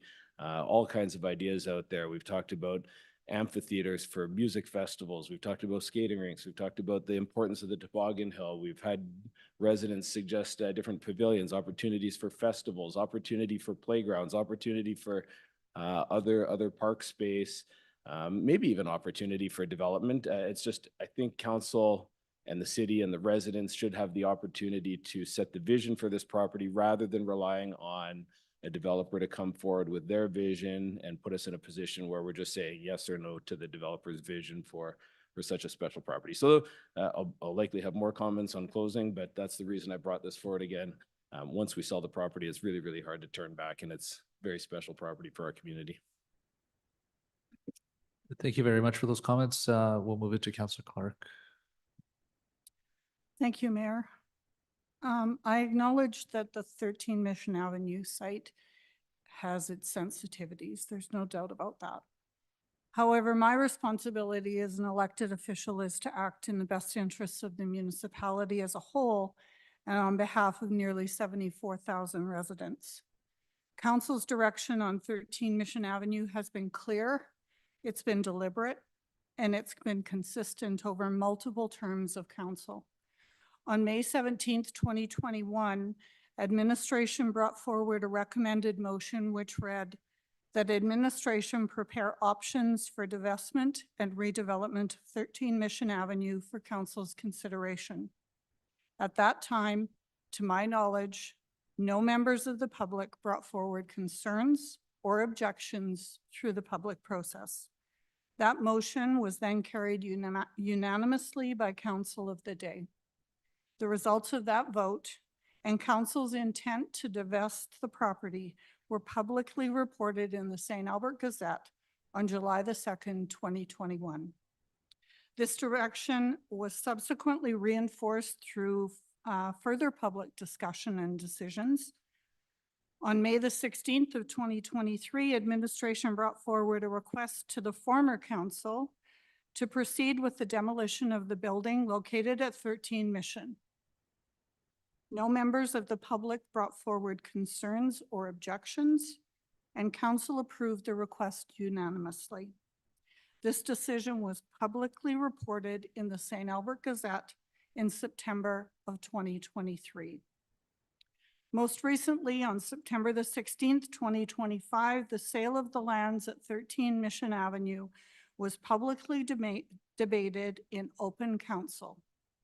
No members of the public brought forward concerns or objections, and the motion directing the CAO to proceed with the sale was carried unanimously. This decision was publicly reported in the St. Albert Gazette, and the request for offers on the property was initiated. Taken together, these decisions demonstrate a clear, transparent, and multi-year governance path that respected procedural fairness at each stage. The divestiture of 13 Mission Avenue has been publicly known, publicly debated, and publicly reported on since May of 2021, nearly 5 years ago. In my opinion, to suggest that there has been no opportunity for public input over that period of time is simply incorrect. The role of council is to provide high-level governance and strategic oversight, ensuring that all land use decisions strictly align with our MDP and the city's long-term vision. Council does not design, does not develop, and does not manage individual properties. That responsibility lies with administration and developers acting within the policy framework council establishes. Upholding this distinction is essential to maintaining consistent, credible, and effective municipal governance. In my opinion, the recent motions regarding 13 Mission Avenue risk portraying City Council as inconsistent and disconnected from its own public record. Reliable governance depends on council standing behind decisions that have been lawfully made, clearly communicated, and carried out in a manner that is fair, transparent, and procedurally sound. While each council is entitled to set its own priorities moving forward, Good governance requires respect for properly made decisions of prior council, particularly when administration has acted in good faith on that direction. Reversing course absent new and material information, which I don't believe we have, undermines stability, predictability, and confidence in council's decision-making. In my opinion, it also creates uncertainty and risks weakening the city's credibility and reliability with developers, investors, and the broader community. The sale of this property provides both immediate and long-term municipal benefit. The proceeds will strengthen the city's financial capacity, and future development of the site has the potential to revitalize the downtown, expand the tax base, and provide sustainable revenue for current and future councils. In practical terms, with respect specifically to 13 Mission Avenue, the city is facing multiple funding pressures. Retaining or developing this property as a non-revenue generating asset at this time is, in my view, not financially prudent. In my opinion, if council were to pursue the alternative vision being proposed for this site, it would likely be many councils, if at all, before sufficient funding could exist to implement it. I firmly believe that as council, our role is to work in partnership with developers, landowners, businesses, and residents to guide the growth and development of St. Albert over the next 4 years, strategically and responsibly, and without undermining the processes that have been previous to us, and to ensure the transparency and fairness and good governance. For these reasons, and out of our responsibility to uphold good governance, procedural fairness, stability, and consistency in council's decision-making, I cannot support rescinding the prior council's motion. Thank you. Thank you, Councillor Clark. I'll move it to Councillor Patrick for commentary. Thank you, Mayor. I want to thank you, Councillor Cortash, for bringing this motion forward. I believe that selling this land, and I said this previously on December 16th, I believe that selling this land is a missed opportunity. It is a missed opportunity not only for reconciliation with our Indigenous communities, but it is a chance to honor a piece of land that should be a heritage site, that I believe should be a heritage site in the heart of our city. Land is a sacred gift and we cannot make more of it. And I really, really think that when we sell it, we're, like Councillor Cortash said, we're giving up the chance to have any kind of say of what happens in a spot that is right in our downtown core. It is at the heart of our St. Albert, and it's a natural gathering space. Historically, it always has been a natural gathering space, and it continues to be a natural gathering space today. We don't even have to try to do that. The community doesn't have to try to do that. It just becomes that space. And when I was thinking about this spot being a gathering space, I reflected on the prior motion for Millennium Park and how our residents spoke up against Millennium Park. It wasn't the right time, and it wasn't the right space for that vision. And I truly believe that that vision for Millennium Park could be what goes here. And when we talk about downtown revitalization and bringing people downtown, I don't think that not selling this land is taking away from that. If anything, I think this is an opportunity for us to bring people down there in a different way. We could have music, it's a gathering space. It's a natural gathering space. And I really think that it naturally, I'm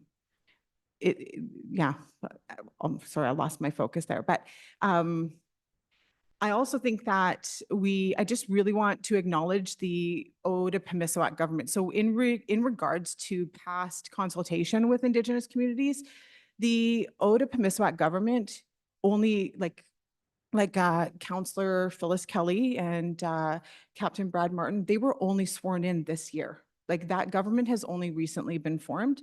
So for us to have had consultation with them in 2021 or 2023, it couldn't have happened because they were not formed as a government as of then. So I just wanted to acknowledge that.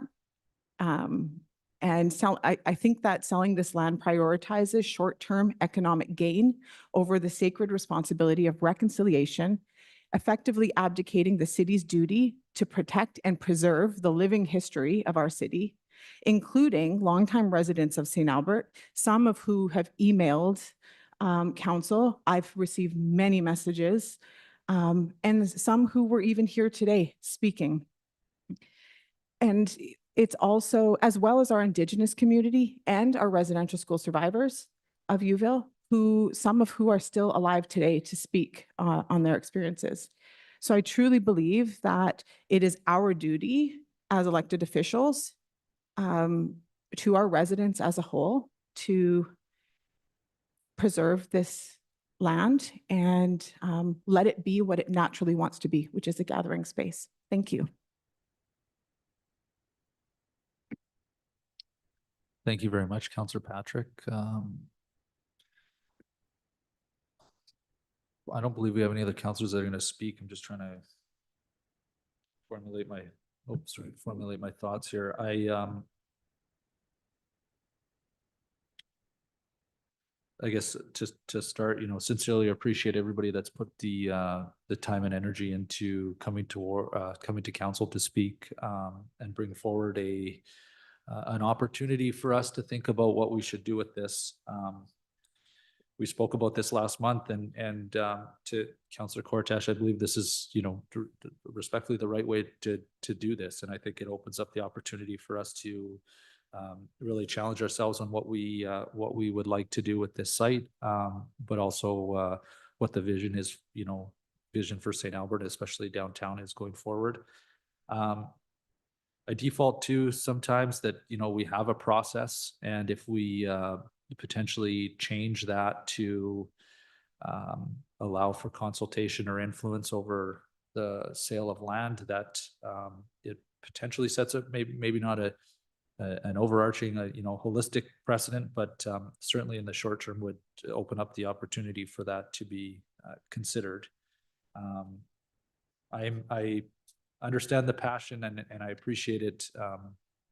I don't know. I think this is obviously a specific instance. Doesn't happen that often, but I think we need to be cognizant and consider the due process that's involved, as well as why it's there. So I don't have any other comments. What I have was, said previously last month, and I guess I'll leave it to you for closing. So thank you very much. Thank you, Mr. Mayor.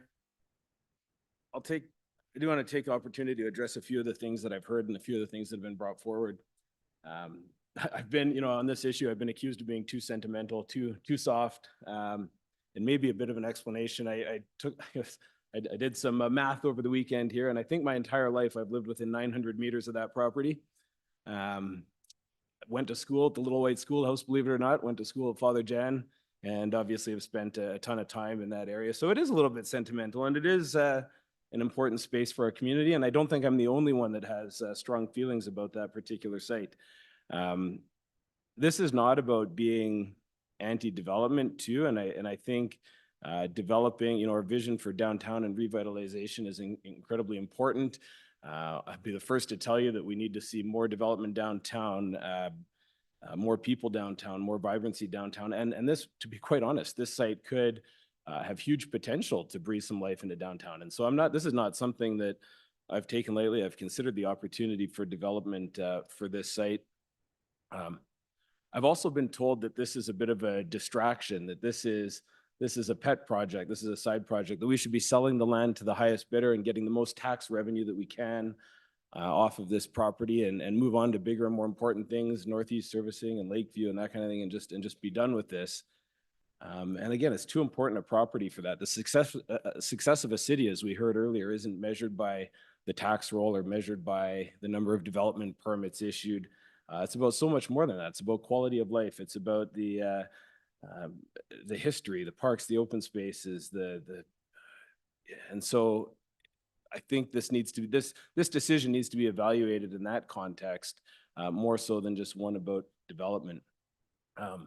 Mr. Mayor, to your point about public consultation and the process and consulting on whether or not we sell land, I keep hearing that too. Well, we don't consult before we sell land. It's just not something we do. And I get that. We don't consult before we sell land, but we sure as heck consult on public properties and what we're going to do on public properties. What are we going to do on Badgerlands? What are we going to do on the amenity site? We had a whole public consultation on Millennium Park and that land that's owned by the city. What are we going to do with that land owned by the city? Are we going to develop that or not? So we consult all the time with residents on what to do with public property and what should be on lands that are owned by the city. And so I don't think we've had the opportunity to have that kind of conversation before this is sold. And so kind of I think we need to have that conversation about what we think this property should be before we decide to sell. So it's not really a question of, do we consult on selling the land? We own this land. Let's consult. Let's see what we want to do with this land before we make the decision to sell it. And I'm not sure that, well, certainly not this council, maybe the previous council had those conversations about their vision for the site, but their vision for the site, if those discussions occurred, were never made public or never discussed in any great extent with members of the public. I've been told that with respect to Indigenous concerns, a lot of awful feedback, to be honest, in the last month or so, that Indigenous concerns are overblown, that there's no bones there. Geez, this is the first time I've ever heard of this being significant to Indigenous people. It's just, why is it just coming up now? We already have lots of Indigenous representation in our community, and I don't agree with a lot of some of those comments that I've heard. But you know what is inarguable, and what I know for sure is that this property is significant. It's significant not just to Indigenous groups, and we've heard that loud and clear, but it's also significant to the community as a whole. I've heard that this property is too small to do anything with, so we can't. What are we going to put there? Well, it was big enough for NABI, and it'd be big enough for community amenities. It'd be big enough for, if you wanted to, just as an example, if you wanted to have a skating rink there, it's certainly big enough for amenities building, washroom building. It's big enough for all kinds of things. It was big enough for a school. It's big enough for a high school at one point back in the day. And so we have an opportunity specifically with this 13 Mission Avenue. We don't know what's going to happen with 15 Mission Avenue. We can let that process play out, and there might be an opportunity on our property to complement whatever happens there, to be able to do something unique with ours. I want to address the caveat as well. The caveat's interesting. I understand that we've got a legal perspective. I understand that there's no caveat on title, but somebody back in 1910, 1912 was pretty prophetic here and looking at preserving this land for some reason. We heard in the caveat is not supposed to have tennis courts and not supposed to have recreation on. And at some point along the way, we have recreation, we've got educational uses. But Councillor Hughes, when you asked to pull that map up, man, oh man, what a stark contrast. You can clearly tell development all around this site, and the city's been protecting this site. This site has been protected for park space and education space for 114 years for some reason. Started maybe with the caveat, and every city council since then has chosen not to develop this site for whatever reason, and it stands in the heart of our city as parkland, as educational, recreational space, and it has done so for 114 years. Last but not least, public consultation aspect of this. I think to suggest that there's been plenty of opportunity to consult on this site is disingenuous. Asking the public to comment on a report on disposition of this site, that's not an opportunity for public consultation. Asking the public to consult on whether or not to tear down the building, that's not an opportunity to consult on the vision for the future of the property. Ever since we've started having meaningful conversation about this property, once the story hit the Gazette in September that this site was for sale, almost all of the feedback that I've received, almost all of it, has been in opposition to this sale. You can check any public social media posting about the sale for this site, and the vast majority of the comments from our residents are in opposition to this sale. Every speaker that we've had speak at the last two meetings have been in opposition to this sale. So since we've actually put this issue on the radar for members of our community, almost all of the feedback we've received has been in opposition to the sale. So regardless of what's transpired in the past, we have an obligation, a duty to represent our residents. And in this case, I think that involves stopping the sale of this land. So, you know, what is it that I'd like to see on this land? I don't know. I'd like the opportunity for the community, for council to set the vision. We had a speaker earlier say, are we really going to sell this land without exhausting all the opportunities, without exhausting all the possibilities for what this land could be? Are we going to take 114 years of protecting this land and throw it out the window and decide to give it to a developer to propose whatever they like to see on this site? I sure hope that doesn't happen under our watch. I'd like to give this community and this council the opportunity to set the vision for the site and to see what unfolds. Because once we sell the land, it's really hard to undo. It's really hard to get that back. And we might not be able to put this genie back in the bottle. So that's it. I hope you'll find a way to support this and protect what's already been protected for the last 114 years. Thank you very much for your closing remarks, Councillor Kortash. With that, we will move it to a vote.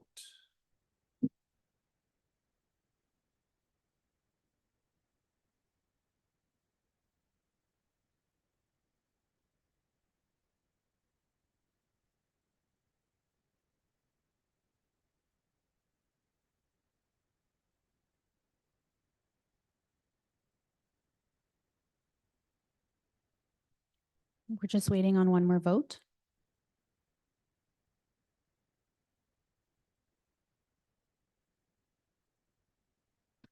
That motion has failed 5-2 with councillors in favor, Councillor Kortash and Councillor Patrick. With that, we will quickly move to item 12, which is IR information requests. I believe there's a notice of motion. And any other announcements before we recess for lunch?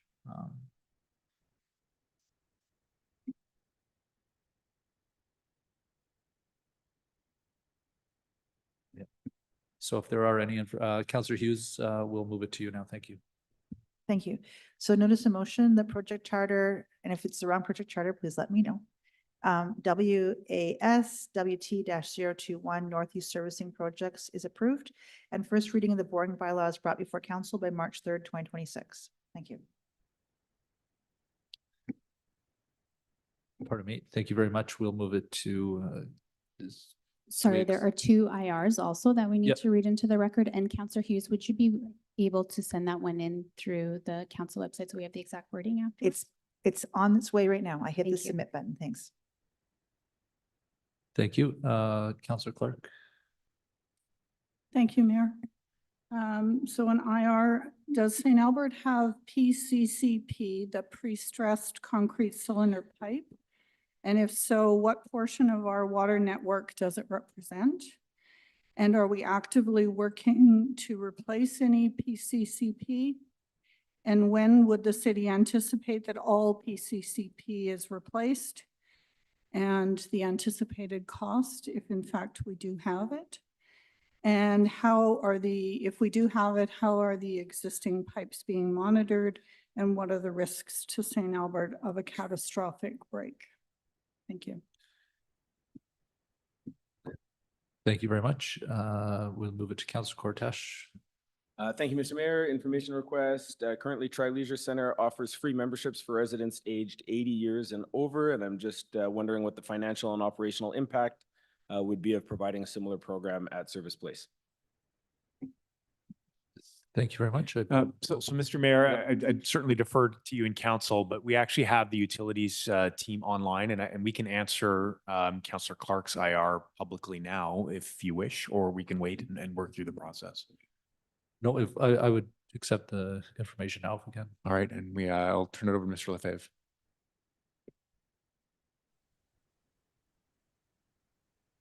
So I guess I've got a short answer and a long answer. I'll give you both and feel free to stop me at any time. But we had about 1,600 meters of pre-stressed concrete cylinder pipe in the system. Most of it was 600 millimeters in diameter, and it was the main supply line to the Sturgeon Reservoir, as well as the initial transmission main coming out of the old Sturgeon Reservoir. And I say we had it in the system because it was actually eliminated from the system in conjunction with that project. So back in 2024, at a cost of around $2.5 million.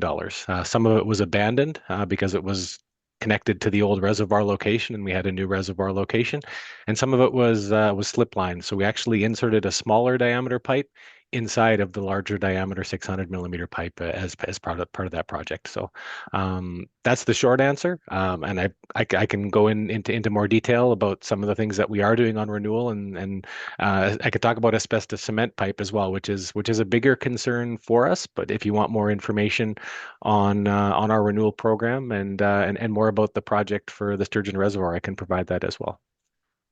And if I could, I think the big takeaway from that, I think, is do kudos to the team for taking proactive measures to mitigate the risk, with mitigate the known risk, I think, to that particular type of pipe.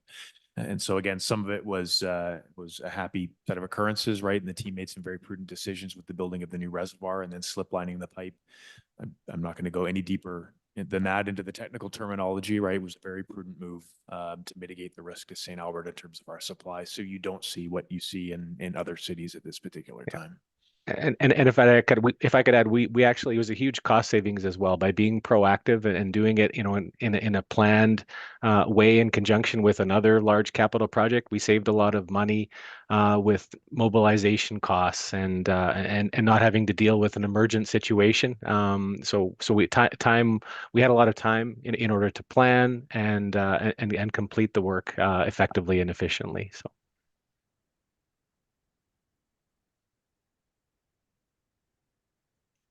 Thank you very much.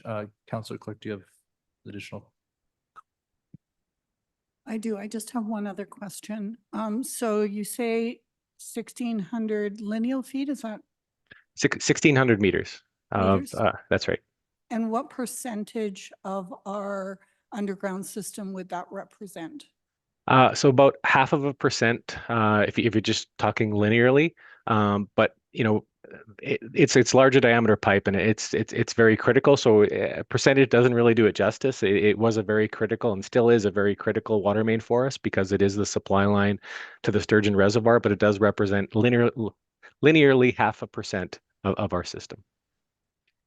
And is there a plan to replace that at any given time in the near future?